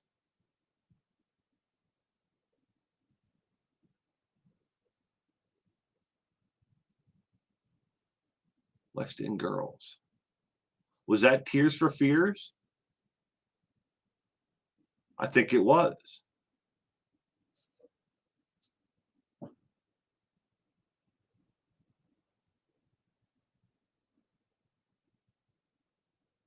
It's C, my mistake. The Pet Shop Boys had a smash hit with this album. What was it titled? The correct answer for question 20 is C, as in cat, Bilingual. Bilingual was the name of the album by the Pet Shop Boys. That was a pretty big hit internationally, not just in the UK. Question number 21. In the film Grease, who sang Beauty School Dropout? Who sang the song? Not who sang it in the movie, but who sang the song for real? Was it A, Lightfoot Weathers, B, Paul Anka, C, Frankie Avalon, or D, Jim Croce? In the film Grease, who sang Beauty School Dropout? Pet Shop Boys, West End Girls. Yeah. Okay. It's been a while, and a lot of the 80s kind of like is a blur to me anyways.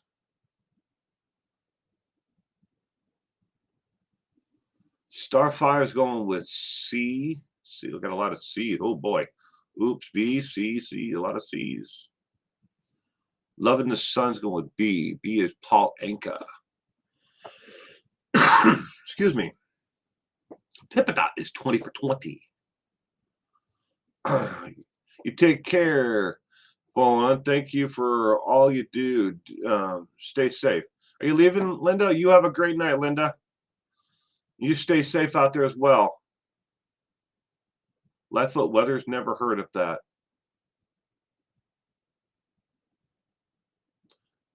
I don't know where he's from, to tell you the truth. He was with the band, but he had a pretty, I don't know, wouldn't call it. He had a couple of minor hits. I don't know if they were with a band or if he his second band or if he was with his original band. West End Girls song. Hi, y'all. Hi, Rupal. Good evening and welcome to the trivia tonight. I'm glad you could be here. Ooh, I know this one. Frankie V. Retract my answer. C. Starfire is going with Four Seasons. In the film Grease, who sang Beauty School Dropout? The correct answer, ladies and gentlemen, is C, as in cat. Frankie Avalon sang Beauty School Dropout. Question number 22. Killing Me Softly was a smash hit for what group? A, Lauryn Hill and the Fugees. B, Janet Jackson and the Tempos. C, No Doubt. Or D, Lori Daybell.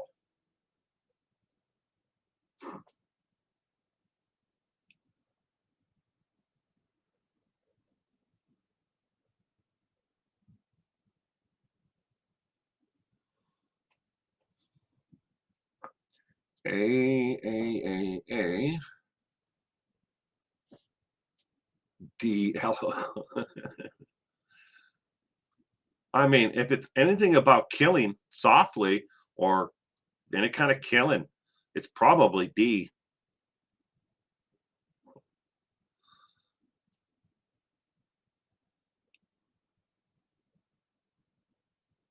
Like from prison, yeah.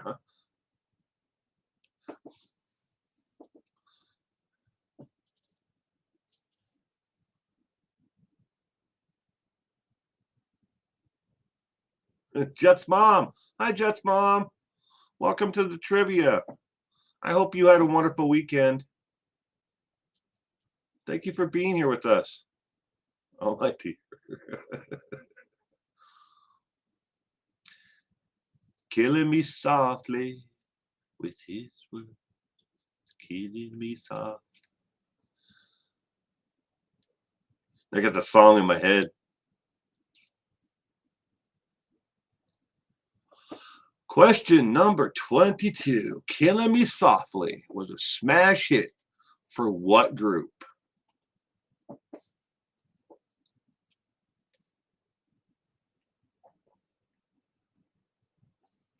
Love the Song. Love the Sun is guessing. I'm guessing A. 6 cents a meal. Welcome. Welcome, 6 cents a meal. I hope you had a wonderful weekend. Thank you for joining us tonight. You're guessing A. Okie dokie. Oh, I snuck in. All right. The correct answer for question number 22 is A, as in apple. Lauryn Hill and the Fugees. Technically, if you want to get down to the brass tacks in this, the band was just called the Fugees, but Lauryn Hill was the lead singer of the Fugees at that time. And yes, the Fugees did put out a couple of songs that weren't with Lauryn Hill. So that's why it actually says Lauryn Hill and the Fugees. It was Lauryn Hill's voice that made that song. She's such a talented lady. After she went to prison for was it tax evasion? She's been out there all this time doing her own thing. She's been releasing music as she wants to, doing performances whenever she wants to, and living her life on her terms. So Lauryn Hill is still out there, ladies and gentlemen. She ain't going nowhere. Well, thank you, RuPaul. I appreciate it.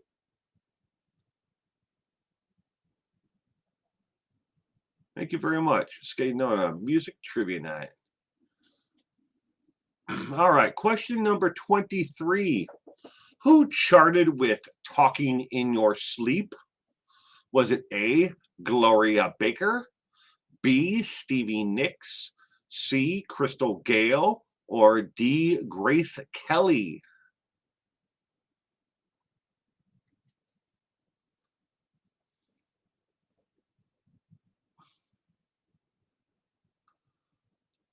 Dig this topic.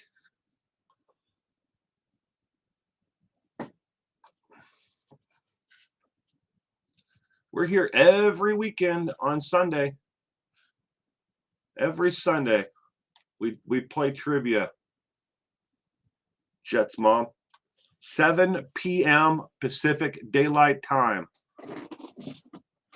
Well, I did miss last Sunday because I had surgery and I couldn't make it. Well, I could have. I guess technically Sunday I was home, but getting out here wasn't exactly the right thing to do. So, who charted with Talking in Your Sleep? Gloria Baker, Stevie Nicks, Crystal Gale, or Grace Kelly?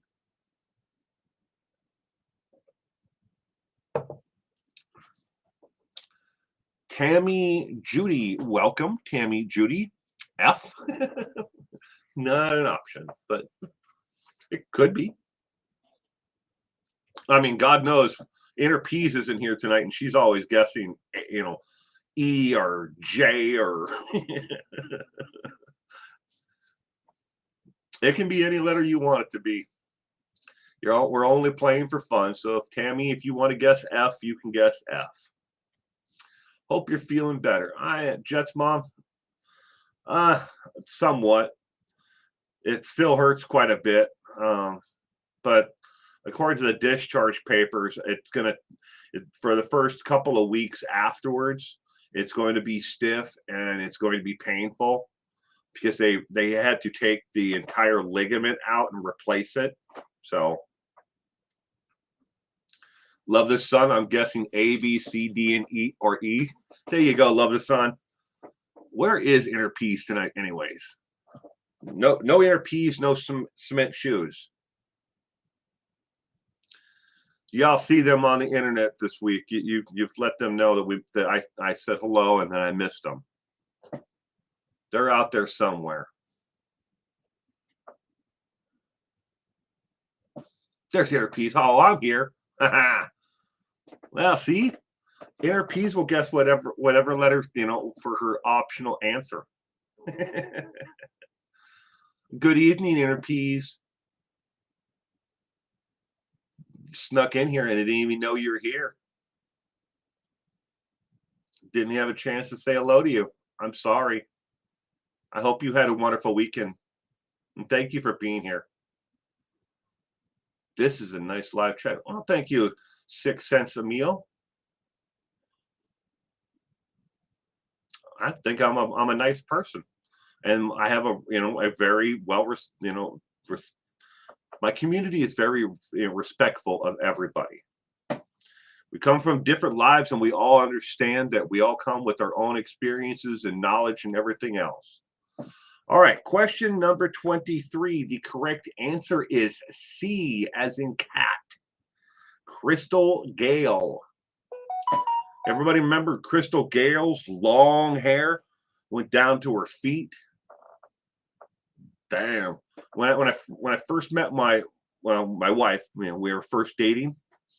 My mother-in-law had hair that was that long. I was just like, that's got to take forever to take care of. But she had long hair like Crystal Gayle. A little interesting side note. Ooh, Lisa Smith is 22 for 23. Hit the thumbs up, yeah. If you like it, thumbs up. If you don't like it, hit it twice. Hit it twice if you don't like the what we're doing here. Lady Godiva. Yeah. Question number 24. All right. Boom. Prince wrote a lot of songs under the pseudonym Christopher Tracy. What was his biggest hit? A, Walking on the Sun by Smash Mouth. Manic Mondays by the Bangles. C, Fast Car by Tracy Chapman. Or D, Stan by Eminem. Crystal Gayle song I knew as a kid. Don't it make my brown eyes blue? Yeah, right? Don't it make my brown eyes blue? Ooh. Mine's long, almost to lower back. Is it? Well, that's got to take some care. Long hair like that. I would say B. Gotta be B. My question on top of this is, how many people actually knew that Prince wrote songs for other artists underneath the pseudonym of Christopher Tracy? I didn't know this until I was going through the trivia questions for tonight, and I was like, Christopher Tracy, put that into Google. Yeah, he actually wrote songs for other artists underneath a different pseudonym too. I guess there were like 2 different ones that he used to use, but he didn't want them, people to come back and say that he wrote it. But if you can go to the Prince Museum, and apparently they have a whole list of all the different songs that he wrote underneath the different pseudonyms. It does. Plus mine is thick black. Wow, must be beautiful. Y'all are right. No, it's B. I knew about Prince writing and watching a YouTube video. Did you? I sing Crystal Gayle songs at karaoke sometimes. Knew he wrote, didn't know names. Wembley Stadium in London. I would have loved to have seen Tracy Chapman play. That'd have been back in the day when she first came out, with her first album. I would have loved to have seen, Tracy Chapman back then. I mean, there's a lot of people, they're on the list, the wish list of different bands and artists that I wish I would have ever seen, in their heyday, but never got around to it. Saw a lot of other ones though. Bye, Lisa. You taking off? You have a good night, Lisa, and thank you. And you have a wonderful week. Give me some reason, right? All right. The correct answer for question number 24, ladies and gentlemen, is B as in boy, Manic Mondays by the Bengals. I'll take the sun home for us. Question number 25. The Smiths question is always number 25. This is true. Every time I've put the Smiths in the trivia, I've always put it in at number 25 because the number actually means something significant to Morrissey. All right. In the music video, what difference does it make? What does Morrissey have in his back pocket? Is it A, candy cane, B, yellow flowers, C, a stuffed animal, or D, a paintbrush?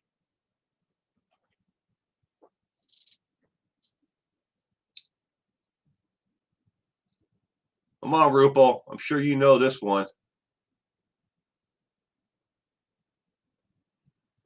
What does Morrissey have in his back pocket?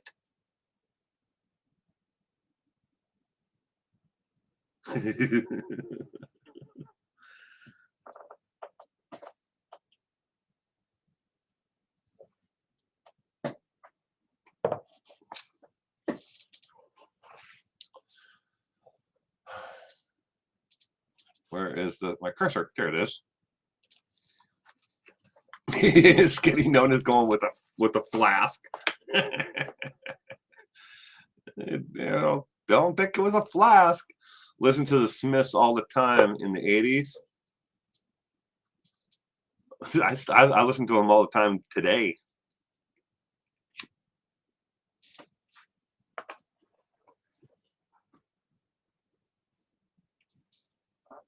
I've been in the studio in here since 4 a.m. this morning.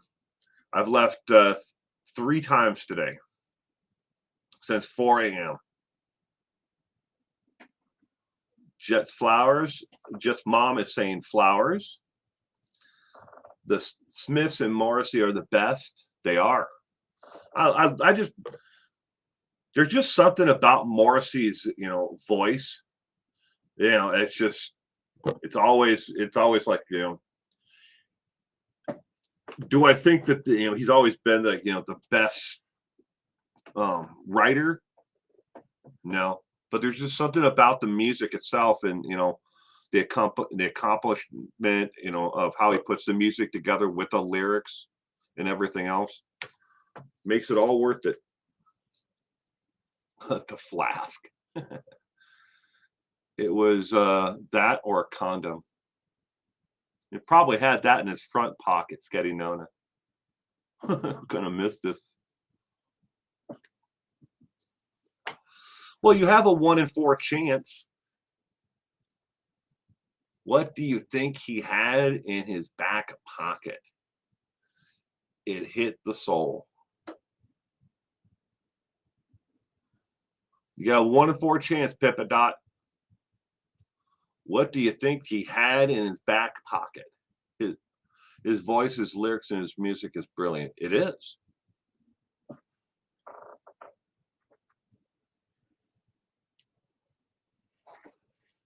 Pippa Dot is going to go with the flowers. All right, now we got Pippa Dot in there on the record as saying yellow flowers is going to be her guess.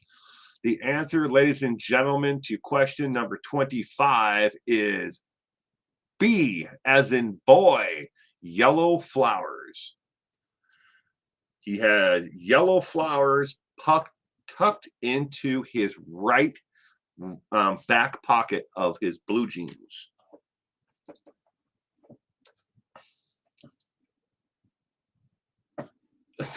Maybe that's why I got knocked out.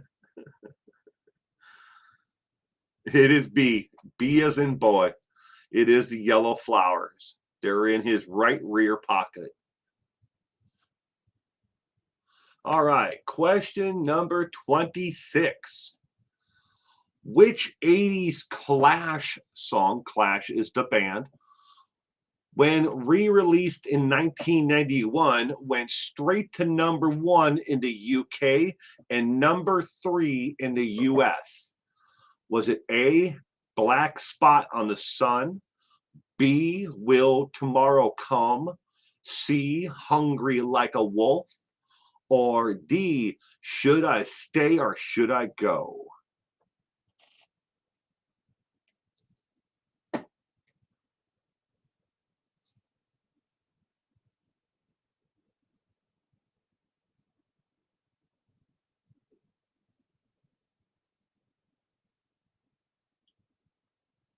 D, D, D, D, D, D, D, D, D, D, D, D. A lot of D's.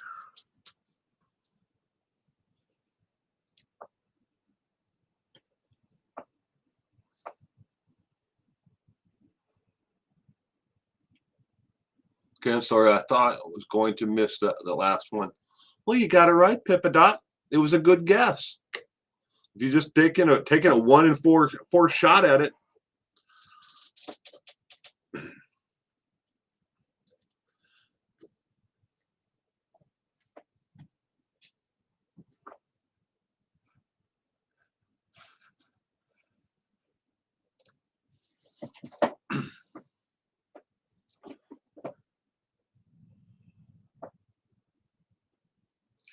Which 1980s Clash song, when re-released in 1991, went straight to #1 in the UK and #3 in the US?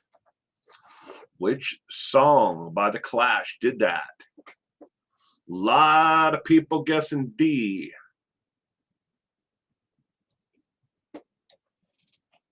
Was it for a movie? Starfire asks. I do not know.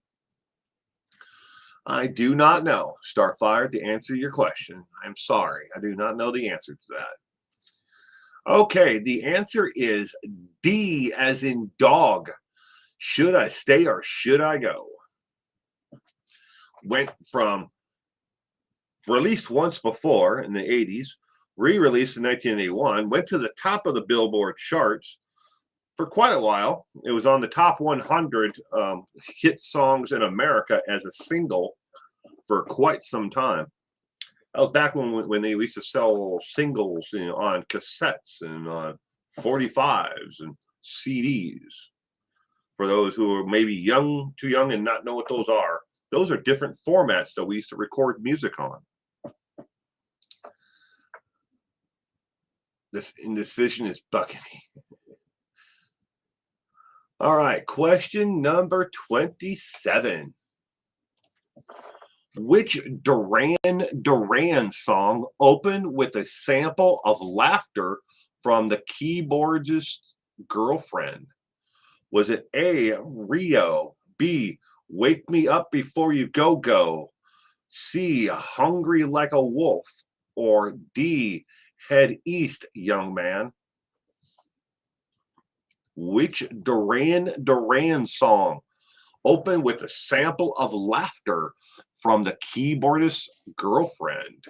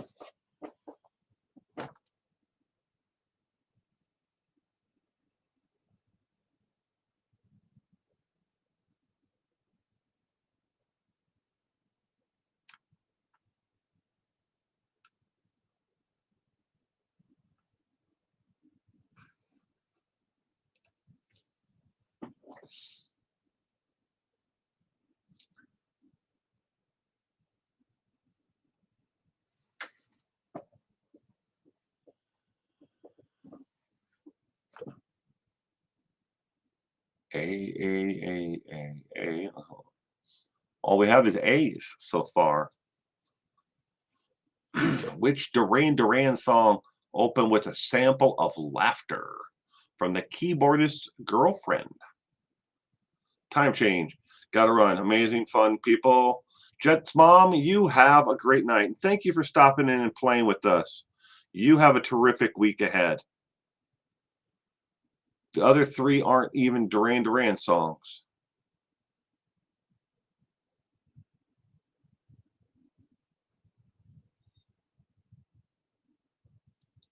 What?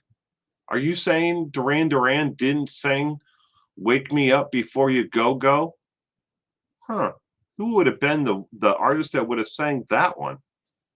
Let's think about that. If that's not Duran. Rio. Did they sing Rio? I think they did. Hungry Like a Wolf. I think that was a Duran song. Head East, Young Man. That doesn't sound like a Duran song.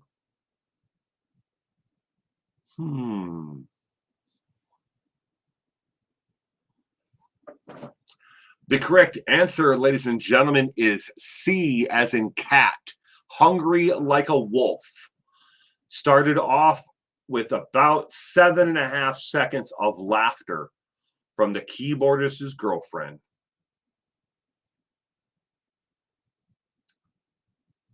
Pause and see if you can find it on YouTube. The original, I'm sure Duran has their own YouTube channel. A lot of artists these days do. Oh, Rich says Wham. Wham saying "Wake Me Up Before You Go Go." That sounds right. Boy George, no, that was George Michael, not Boy George. Boy George was Culture Club, but George Michael, yeah. Wake Me Up Before You Go Go. But I hate that song. All right, question number 28. Need You Tonight was released by which rock band? Was it A, In Excess, B, Madness, C, Motley Crue, or D, In and Out? Can't look at that song the same since Diana Downs. What a nutcase she is, Diana Downs.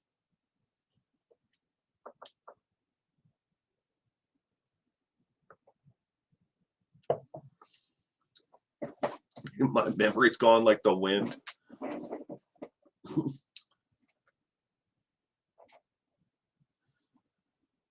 Oh.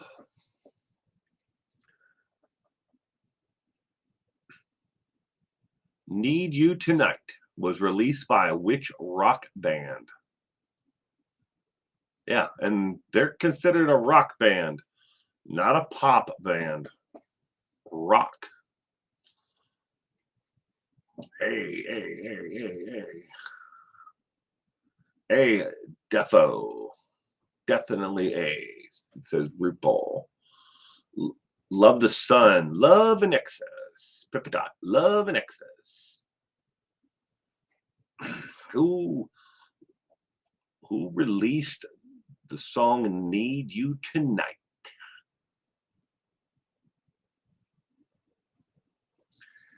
Question number 28.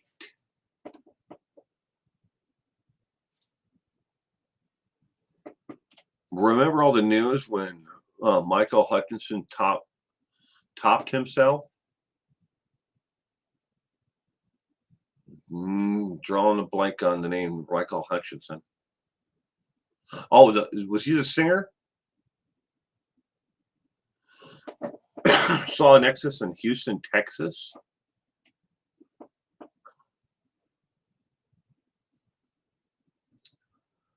Need You Tonight was released by which rock band? The correct answer, ladies and gentlemen, is A as in Apple, In Excess. Probably the biggest hit on their debut album.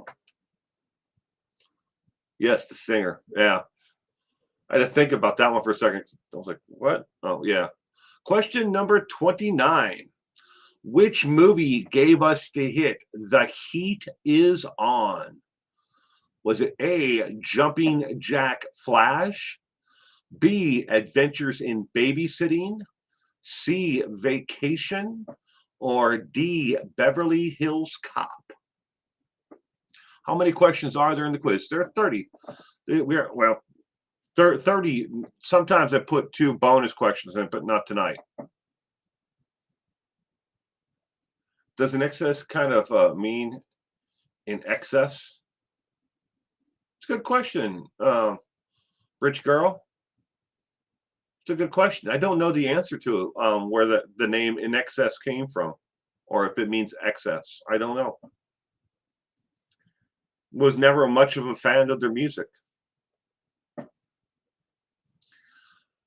We got a whole bunch of people are guessing D here. Which movie gave us the Heat Is On? They're all guessing Beverly Hills Cop. Pippadot says yes, Rich Girl. Okay. Might be the correct answer. I don't know. Don't have a clue on that one. I don't have any of their music at all. Not a record, CD, cassette, nothing. Just was never a big fan of their music. To each their own, though. I mean, I'm sure there are people out there that wouldn't, enjoy half of the collection I have, or all of it. Although I do have a pretty, eclectic collection. Everything from R&B to punk and everything in between, country, comedy. I got a little bit of everything. I love all music. I just was never a big fan of their music. Did you see my 2 favorite music groups? Pippadot. Oh, Run to the Sunshine. Welcome. Where's my stupid? There it is. I'm looking for my cursor. Pippadot. Love the Sun. ABBA and Queen. I saw something online that ABBA's putting out new music. Hello. My music taste changed as I got older. Some of these, like this record collection that I have, I've got records that I've had since I was a kid. Most of those records are like Disney, but I have them. I still have them all. And soundtracks to like Return to Witch Mountain, Merle Perkins, Mutual of Omaha. I've got a whole bunch of them in the house that if I try to put them all out here, first off, I would never listen to them, so they'd just be in the way. But I've got a lot of them. Shucks, I thought they dressed the XS in size XS.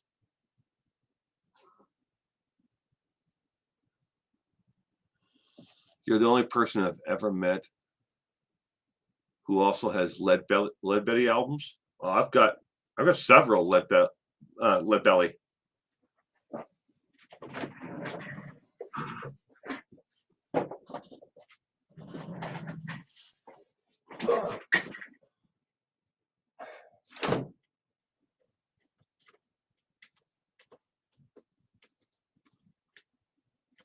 John Coltrane, Tenacious Monk.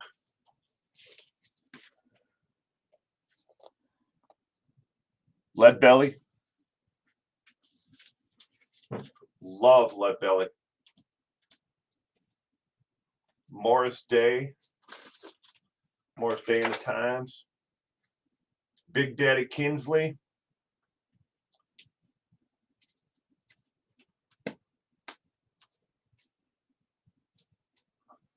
Lonnie Brooks.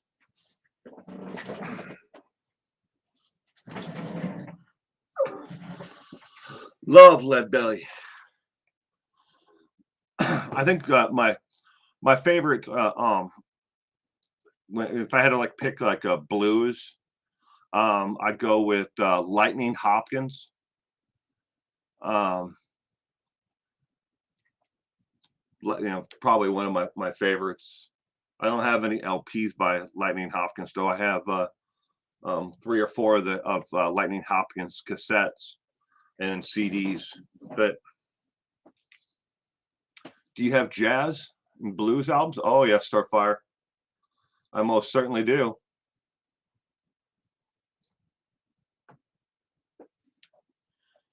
Most certainly do. First 45 ever heard was Devil with the Blue Dress.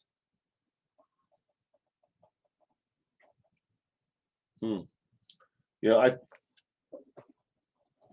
I've got 2 boxes full of 45s. All right. The Beverly Hills Cop D was the correct answer for number 29. Question 30. Which Frankie Goes to Hollywood song was banned on UK radio play in 1984 because of its lyrics? Was it A, Turn Over, B, Relax, C, In Somber Tonight, or D, This Is the Last Question?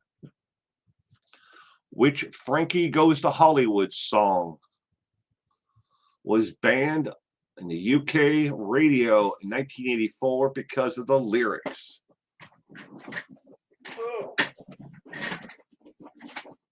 Chair's stuck in stupid cord.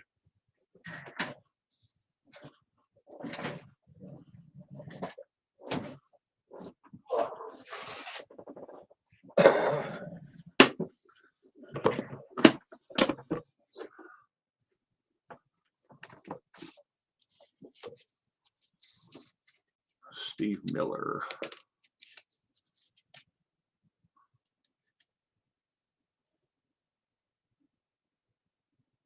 Coca-Cola. Pete Terrace Quinette. Johnny Cash. Rolling Stones. John Lennon.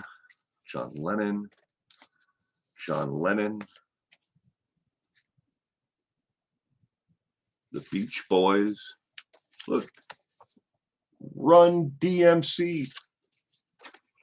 Walk this way. Talk this way. Scorpions. Gene Vincent.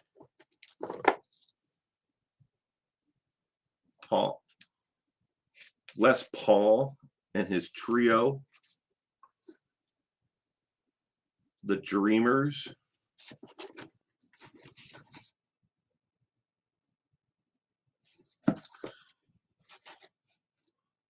Question number 30. Which Frankie Goes to Hollywood song was banned in the UK radio play in 1984 because of its lyrics? The correct answer is B. B as in boy, relax. Relax, don't do it.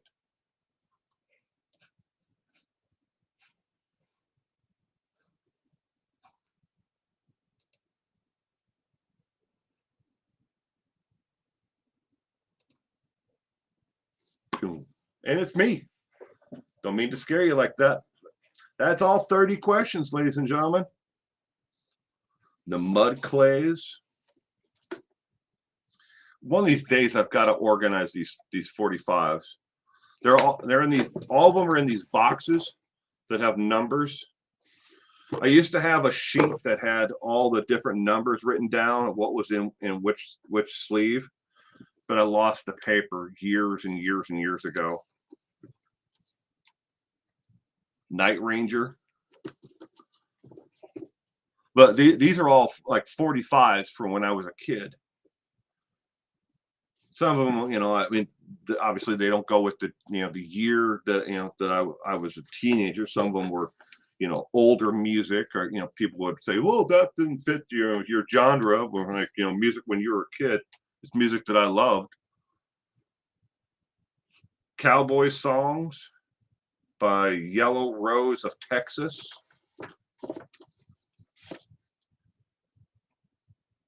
House of Blues.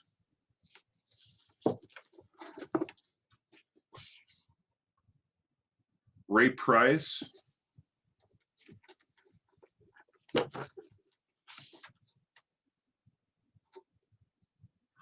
reason why I even got this out because I somewhere either in this box or in the other one, I have Devil with the Blue Dress On. I know I have that 45. Problem is the other one is underneath this camera. So I'm not going to be able to get that one out. Don't laugh. All my 45s were 50s music. As a kid, brought music from before I was born. Nothing wrong with that at all. As long as you enjoyed the music. That's the only thing that mattered. I made it. I got everything right. Celebration. Well, congratulations, Pippa Dot. I can't move the camera over there either to get that box. My dad used to sing the Yellow Rose of Texas to my mom. She's a Texan, but she looks like a Southern belle.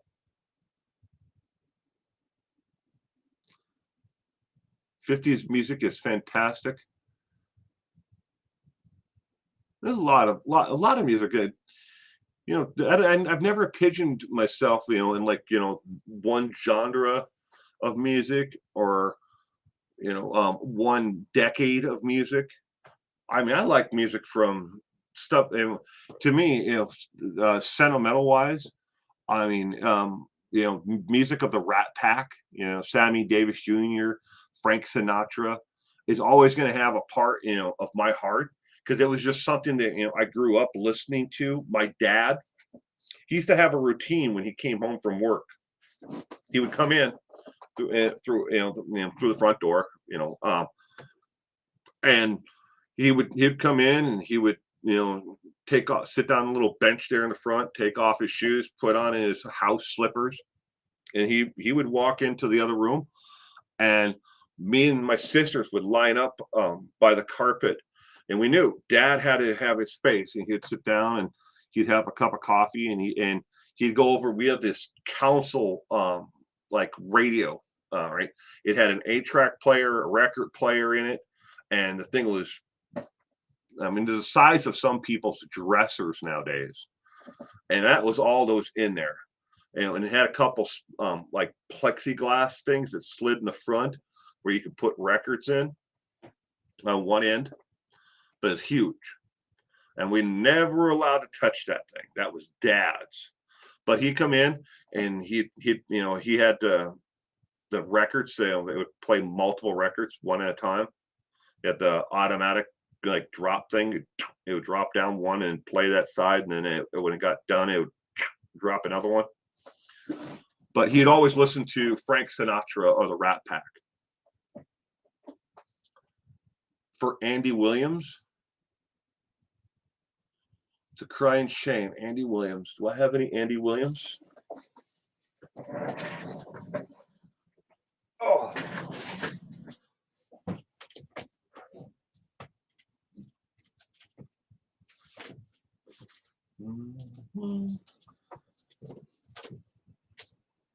Larry Gatling, Slim Whitman, Eddie Arnold, Glenn Campbell, Glenn Yarborough, Mel Tillis, Hank Williams Jr., Gene Autry, Charlie Rich,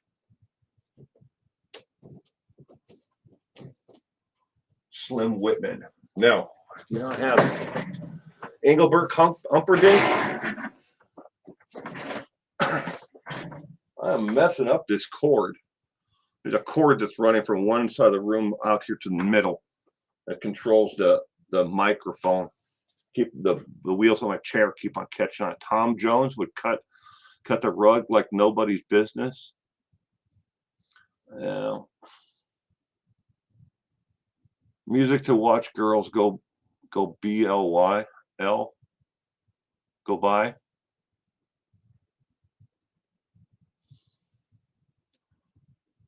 Yeah, they are. I mean, but like I say, that I never pigeon myself into one particular music genre or decade.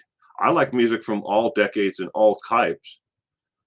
It's just it's what I get my enjoyment out of, and I've spent a lifetime listening to music, just like all of us have. It's just it relaxes me. It's something that I enjoy. So my favorite is Elton John's. Loved him since you're a kid. Starfire. What's new, Pussycat?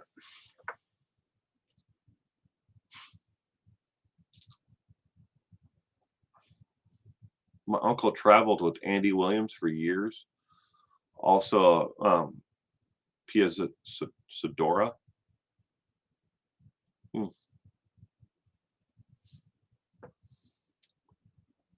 For your time, even though you're in pain, we love you. Thank you, Okie dokie.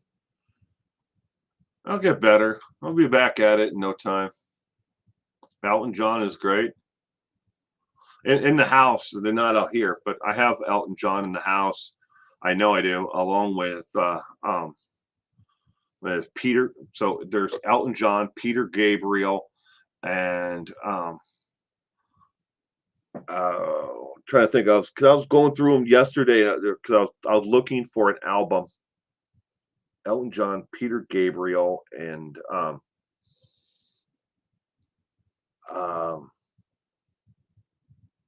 David Bowie. I'm like Space Cowboy. I'm like, what the hell's his name? Yeah, Bowie. Music is a huge part of my life. I think music's a huge part of all of our lives, but it's something that can bring us all together, and we can find that, at least if nothing else, we can find that little tiny common ground that we all enjoy. And that's the best thing about it. Hey all, this news about the crowd crush at Travis Scott's Astroworld gig. Oh, the other night, Rupel. Yeah, I was reading a little bit about that.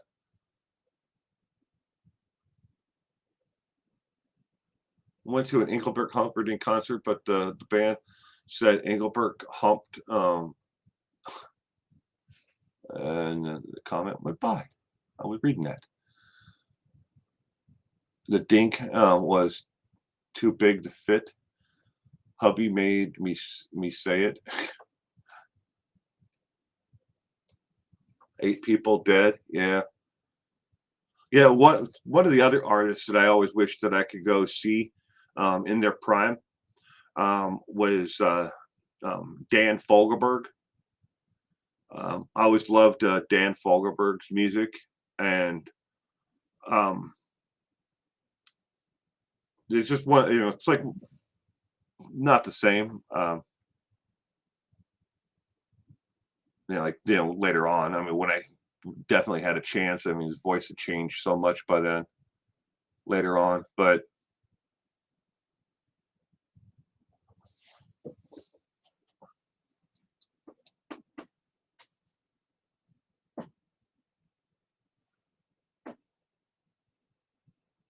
yeah, I started reading about it a little bit, but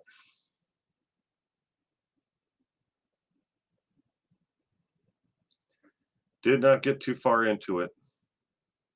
It's one of those things. I was looking up another case, and it just happened to come across in the news feed on the what they call it, ticker tape thing at the bottom of the screen. I had the most awful hair day today.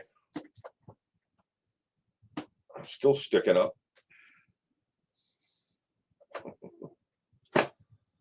Will you ever play in a band? Yeah, I did, Ripple, for quite a few years. We never did anything, like recording contract or anything like that. We put together a couple demo tapes and stuff like that. Sold them basically amongst friends. traded them. Did some gigs at bars and, you know, different clubs, but never really got anywhere. You know, we didn't break up with, you know, or, you know, disband or anything. There was nothing huge that happened to us. It was just everybody just kind of went their own ways, you know, after a while. Of the four members that were in the band, there's only two of us that are still local to where I live now. The other ones, one lives in, I think, somewhere in the Los Angeles, California area, and I have no idea whatever happened to Scott. He just kind of vanished off of all of our radar. We don't even keep track of these people and, you know, everybody anymore with the excuse me, not even with Facebook. He's been one of these people. It's like, you know, he's there and he's gone, and he's there and he's gone. Whenever he decides he's tired with social media, it's turned off all of his accounts. We haven't heard from Scott in probably 15 years, somewhere in there. If he's even alive, we don't know. Yeah, oh yeah. For quite a few years, Ripple. Put some gel in your hair.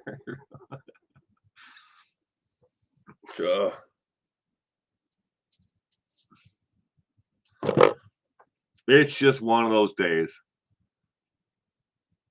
You know, it didn't matter what I did. I've been sitting here all day long doing research on different cases that I want to make videos on, and I just did not think about, you know what, I'm going to be on stream here in about an hour. I think maybe about 10 minutes before the stream, you know, I was like, you know what, I should probably do something with my hair. It never came to me today.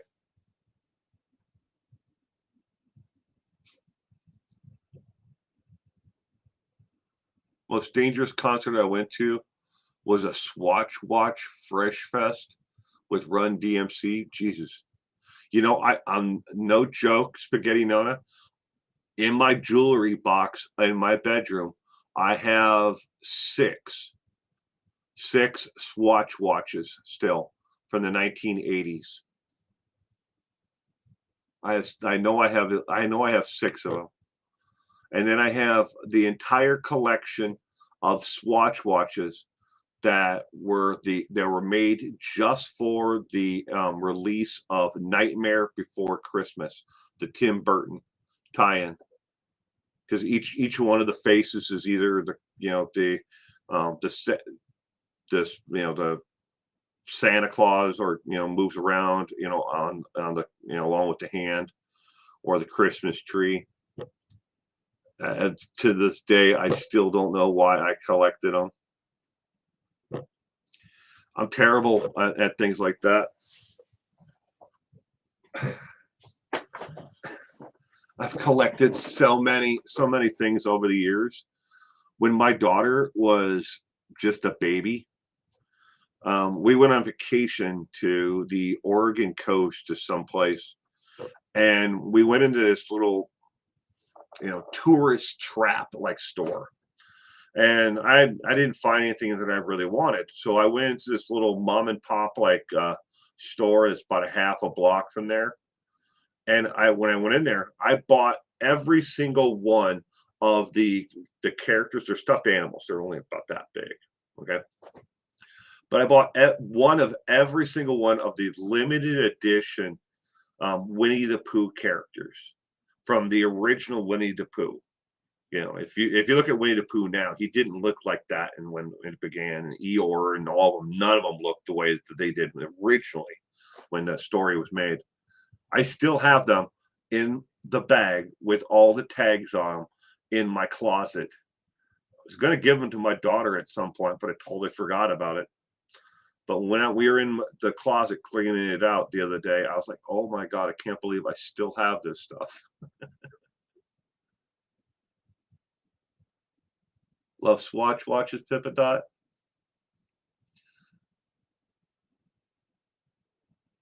Most dangerous gig you ever went to, though, was the Progs.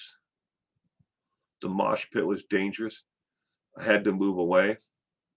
I used to go to this place in downtown Minneapolis, Rupel. It was on the corner of First Street and 7th Street.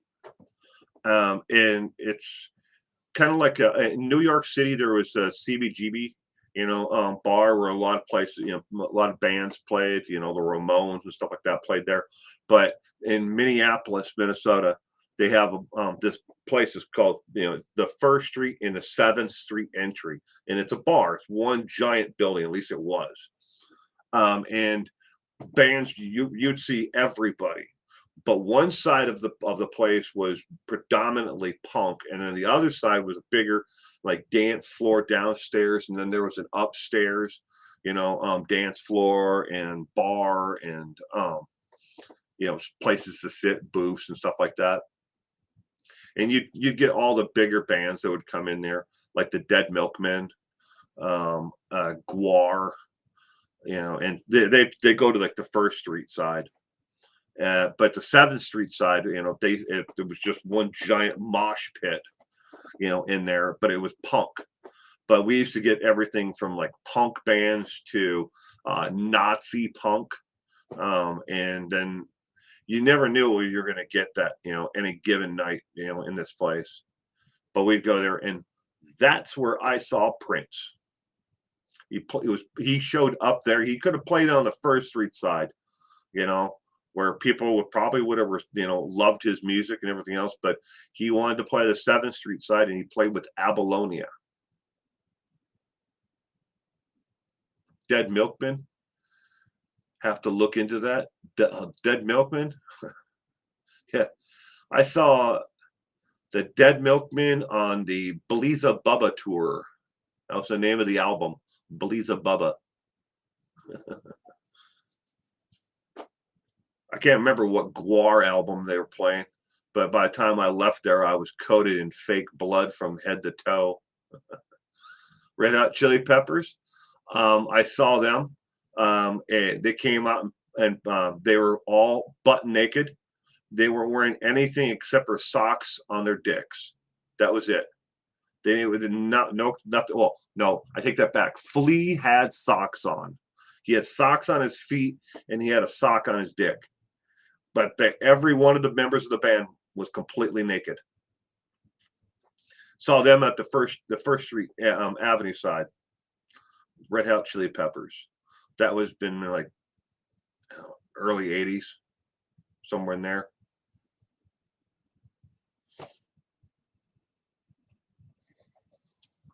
Just got the coolest new makeup bag with him all over it. That's cool.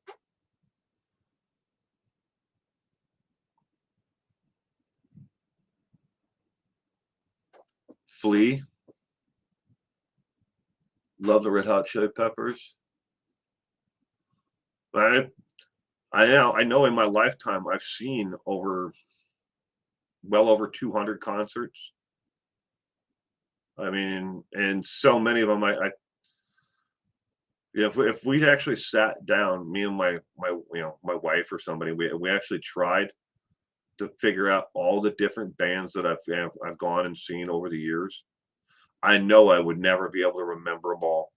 I've seen them, like some of the largest amphitheater shows to all the way down to the show where only 5 people showed up, and to a venue that was, and they were supposed to sell like 800 tickets, 900 tickets, but only 5 people showed up. I've seen everything in between, from this to this. I actually saw the Gin Blossoms. Do you remember them? Yeah, I remember who the Gin Blossoms are.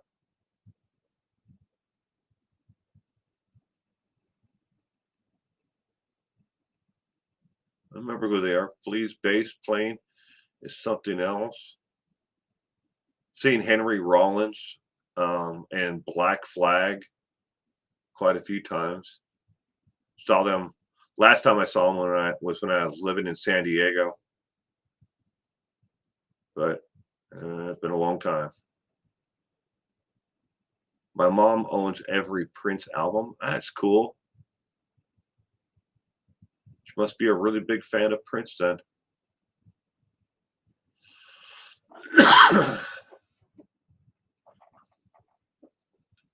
Was it Pocket Full of Kryptonite?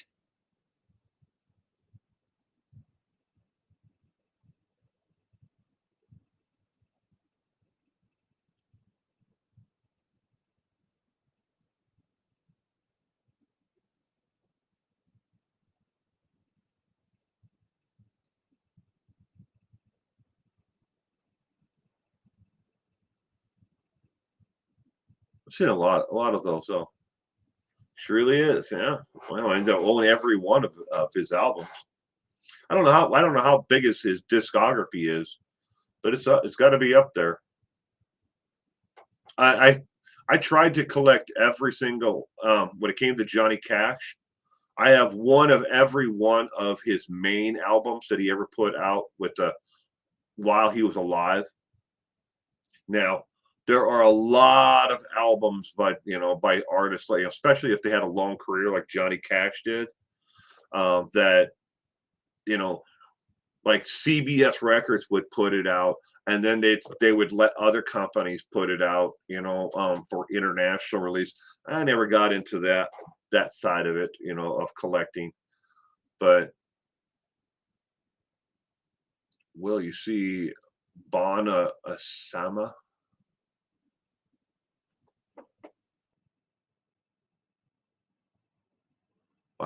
Bonamas? Is that someone's name? I didn't see anybody.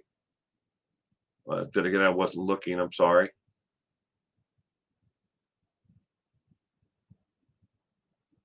Bonamas.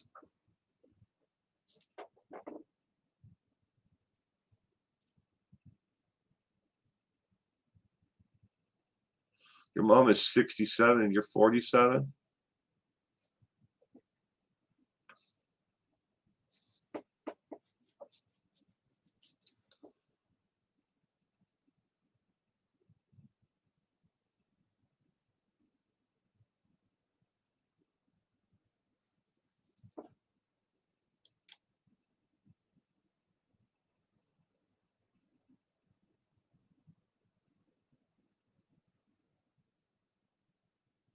I'm not. Is that somebody who was in the comments section? Because I'm not seeing the name.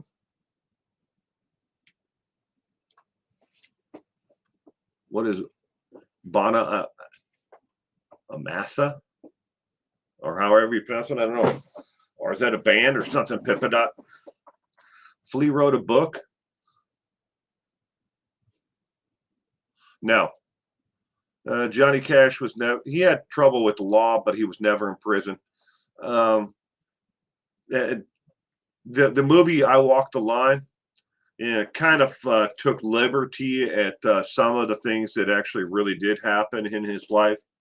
Where in the movie they said that they put up a stink about him actually being at Folsom Prison to go there and play for the prisoners, and the warden telling him not to play songs that reminded them about being free. That never happened.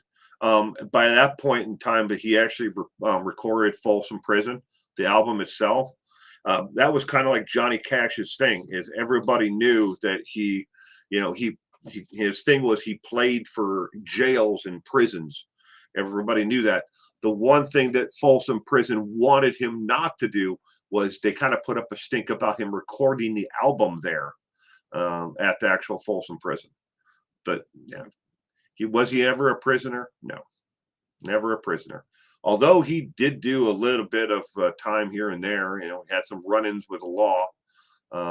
Smuggling, pain pills across the border is kind of illegal, but he got off pretty much, on everything he ever did.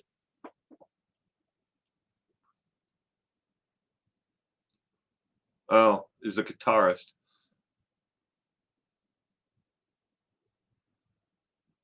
You liked him in Columbo? Okay, thank you. If Nona, it's a person in music. Thank you, RuPaul.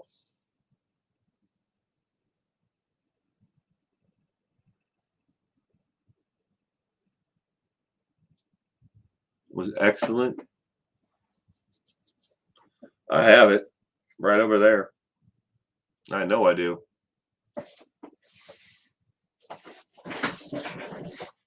An entire section that is just Johnny Cash.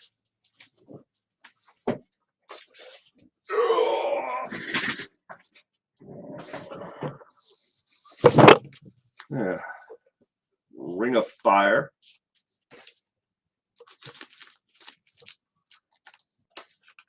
A Believer Sings the Truth. Grand Canyon.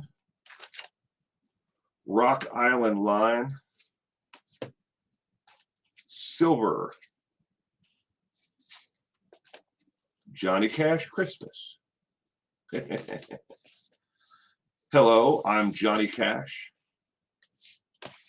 Johnny Cash, The Greatest Hits, Volume 1. The Fabulous Johnny Cash. Johnny Cash, the rough cut king of country music. The Highwaymen. Johnny Cash on Sun Records. This is Johnny Cash Sings. Johnny Cash, The Holy Land. Johnny Cash, Golden Hits, Volume 1. Johnny Cash on Sun Records, Get Rhythm. Johnny Cash Country Roundup. Johnny Cash, Mean as Hell. Johnny Cash, the Singer Storyteller. Johnny Cash, the Original Golden Hits, Volume 2. Johnny Cash, I Walk the Line. Johnny Cash Sings Precious Memories. Johnny Cash, Thing Called Love. Another copy of Grand Canyon. And Johnny Cash, Stories of the Trains and Rivers. The Man in Black. Yeah. Great book, by the way. The Man in Black and the Man in White.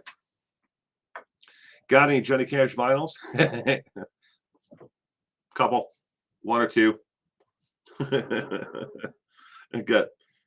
This is just a small portion of what I have that's out here. I spent so much time in here. I'm like, I might as well bring what I enjoy listening to in here. Yeah, some of these you have to understand. A lot of songs, you think that and a lot of people they misinterpret that that YouTube has everything. They don't.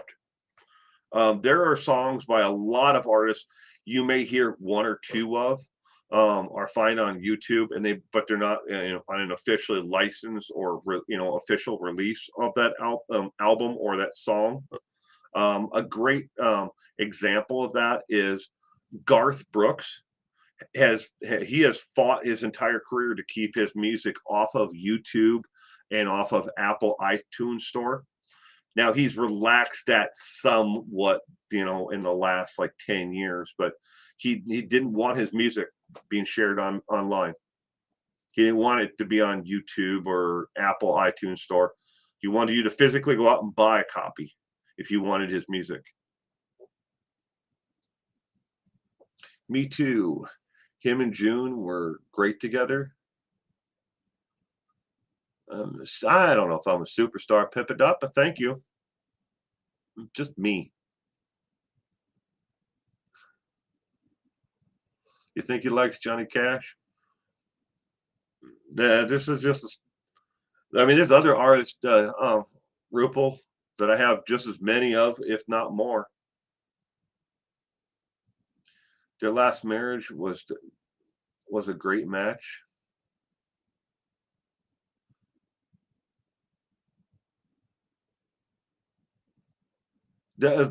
Prince didn't want a lot of things to happen, and the entire.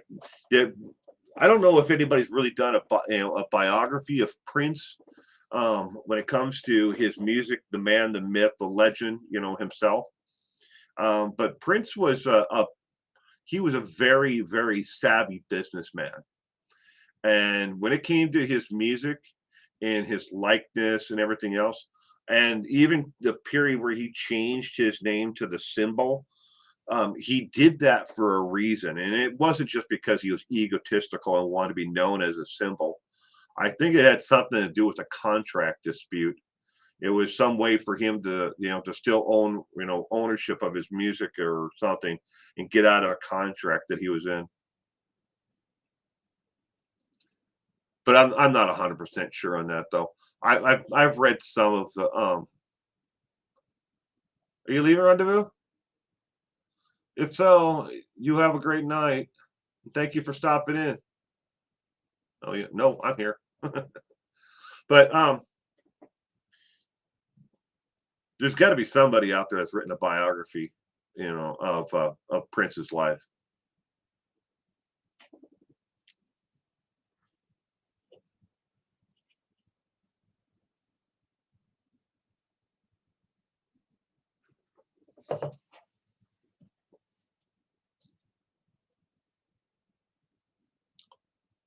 Cause I looked up the Raspberry Beret song a lot on YouTube. It was when it was never there. Then it suddenly appeared, I think, after his demise.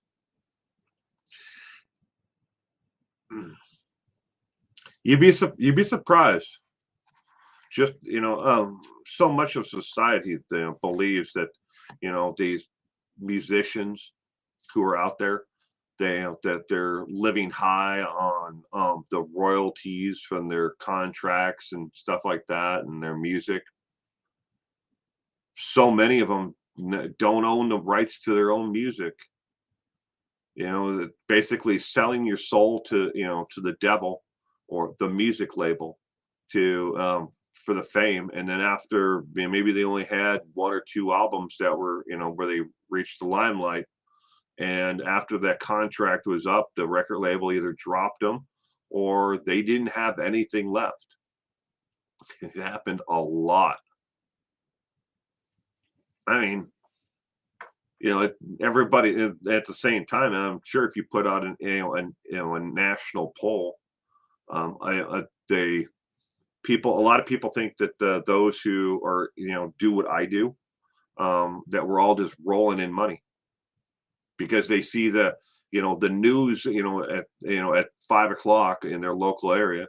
They see YouTuber got into another car accident and they're $500,000 Lamborghini or Vuron or whatever.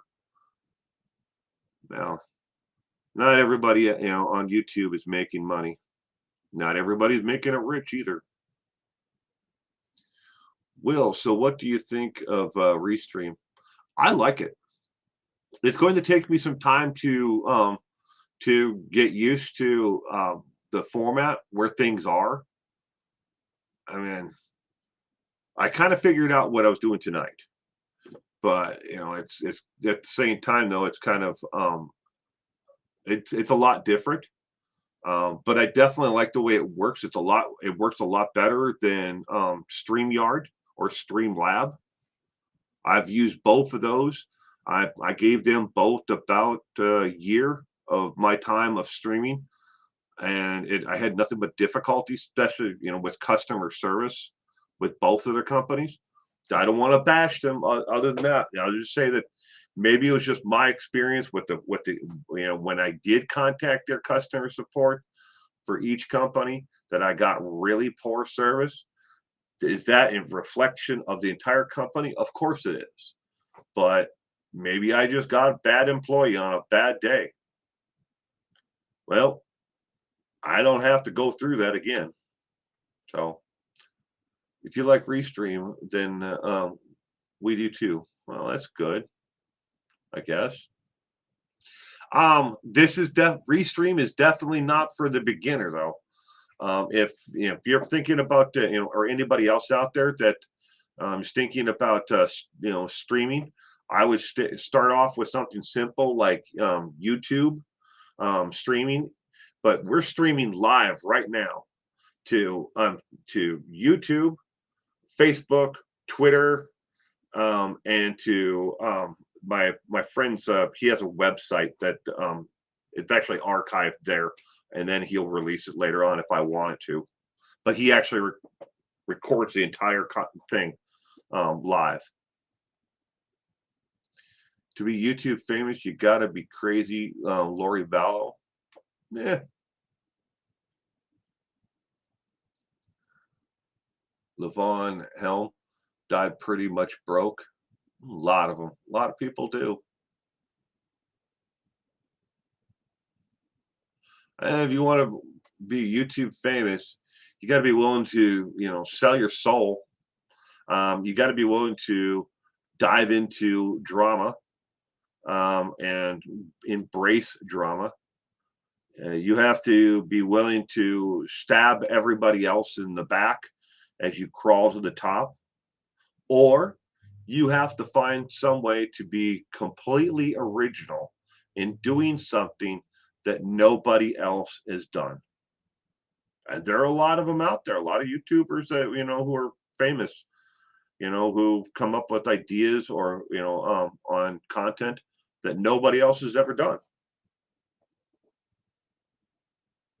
I couldn't deal or do the drama. No way.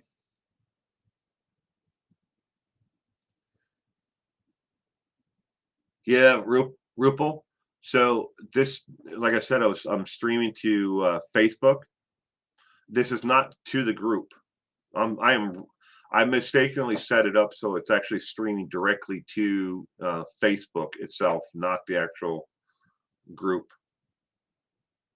That's my bad. I'm meaning to stream it directly to the group. My daughter just got broke 1,000.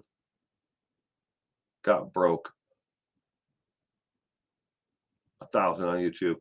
She does better on Instagram and TikTok. I refuse to TikTok or tweet. I'm on TikTok.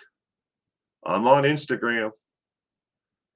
I have almost no idea what I'm doing on either one of them. Instagram, I've got more of an idea of what Instagram is, but TikTok, I can't dance. So I don't know why anybody would want to watch me. I mean, not trying to be self-deprecating. That's just for what every time I turn on TikTok, the app, I just don't understand what people are doing. But I guess people want to watch it. Just looked up the dead Milkman, just as a thought.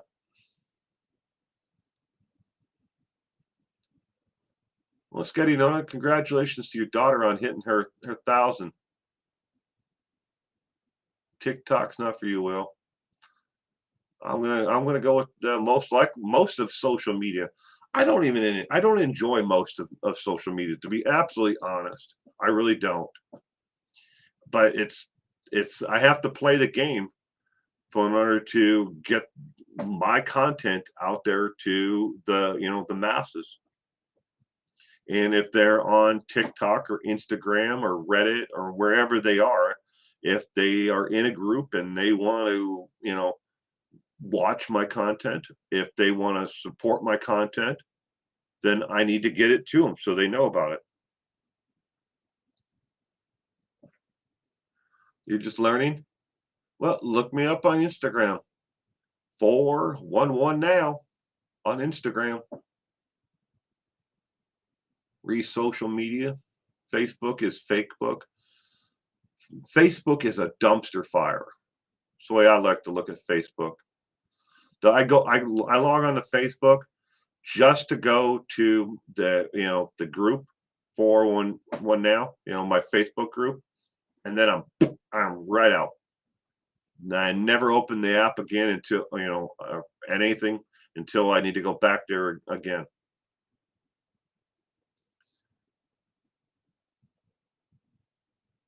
Yeah. Yeah, do it, Pippadot. I'm on Instagram, 411 now. TikTok's the same. Most of the links still on my social media are in the About Me page or in the description of every video that I do. It has all the links to Instagram and so if you pull up any video in the video description itself, unless it's a short, if it's a YouTube short video, The most of the description box is empty, but otherwise, there's if it's a full length video, there's a link in the description. You can click on, take you right to my Instagram or Reddit or wherever.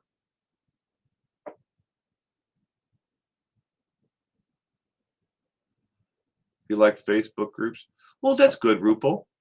And you do a damn good job, or I don't actually know how much of a job you do, Rupal, but I'm sure you do your part over there, in the group. You think YouTube is brilliant? Is you Rupal? I'm YouTube addicted.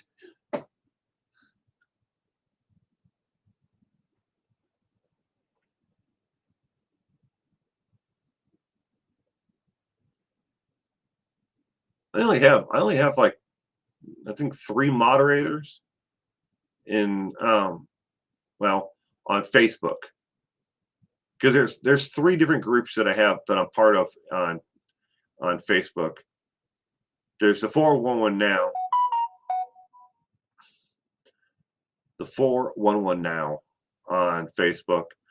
Then I have a fantasy football page that I run, a group, and then there is it's kind of like we would call it like web sleuths, but it's not web sleuth. It's just people who met on web sleuths. We all kind of came together and we talk about cases. It's a lot more interaction. And the 411 group, I can't get anybody to interact. Either that or they're posting pictures of their cats. Get a lot of people who want to join the group who think it's an information page for Canada. That they're like, hey, what do you mean this is not an information page? I'm like, it is. It is an information page, but it's an information page for a true crime group. Well, why'd you name your true crime group 411? Get a lot of that. The baby ate my webcam again. I'm sorry, hon. Did he? His webcam or the one your webcam? That's my wife, everyone. Tia lost a lot. Say hello.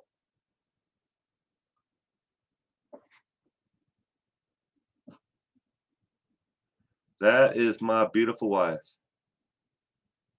This is not my beautiful home, but that's my beautiful wife.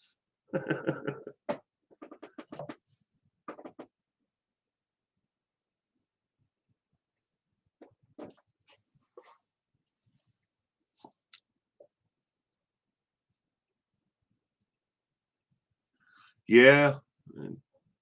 We haven't had that much of that in the the 411 now group on Facebook. Got some of it initially, people posting about bakeries and and services and stuff like that, but not much. I politely just sent them a message and said, hey, this is not the group for that. And they haven't done it again. In the 411 group, I've only had to boot 2 people total out of the entire group since I've had it. Hello, Will Chat. Hello, wife.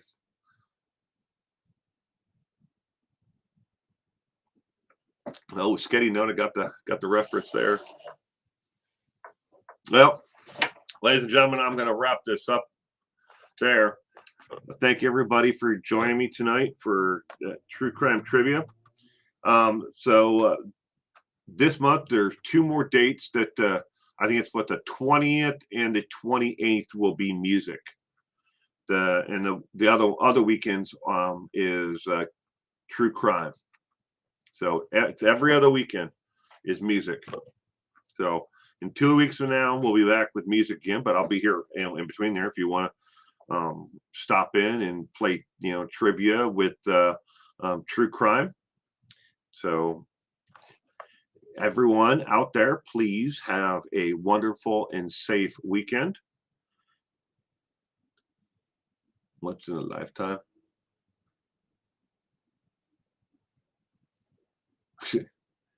No, she's sick. She hasn't been antiquing in a while. Oh my God. No. If I tell my wife that, you know, if she really did find an armoire that she wants to buy, if I told her that I'm not going to go get it, she'll call my sister and have her, and then my sister will go get it with her truck. I don't want any more stuff in my house. Good night, everybody. Again, have a wonderful week ahead and stay safe out there.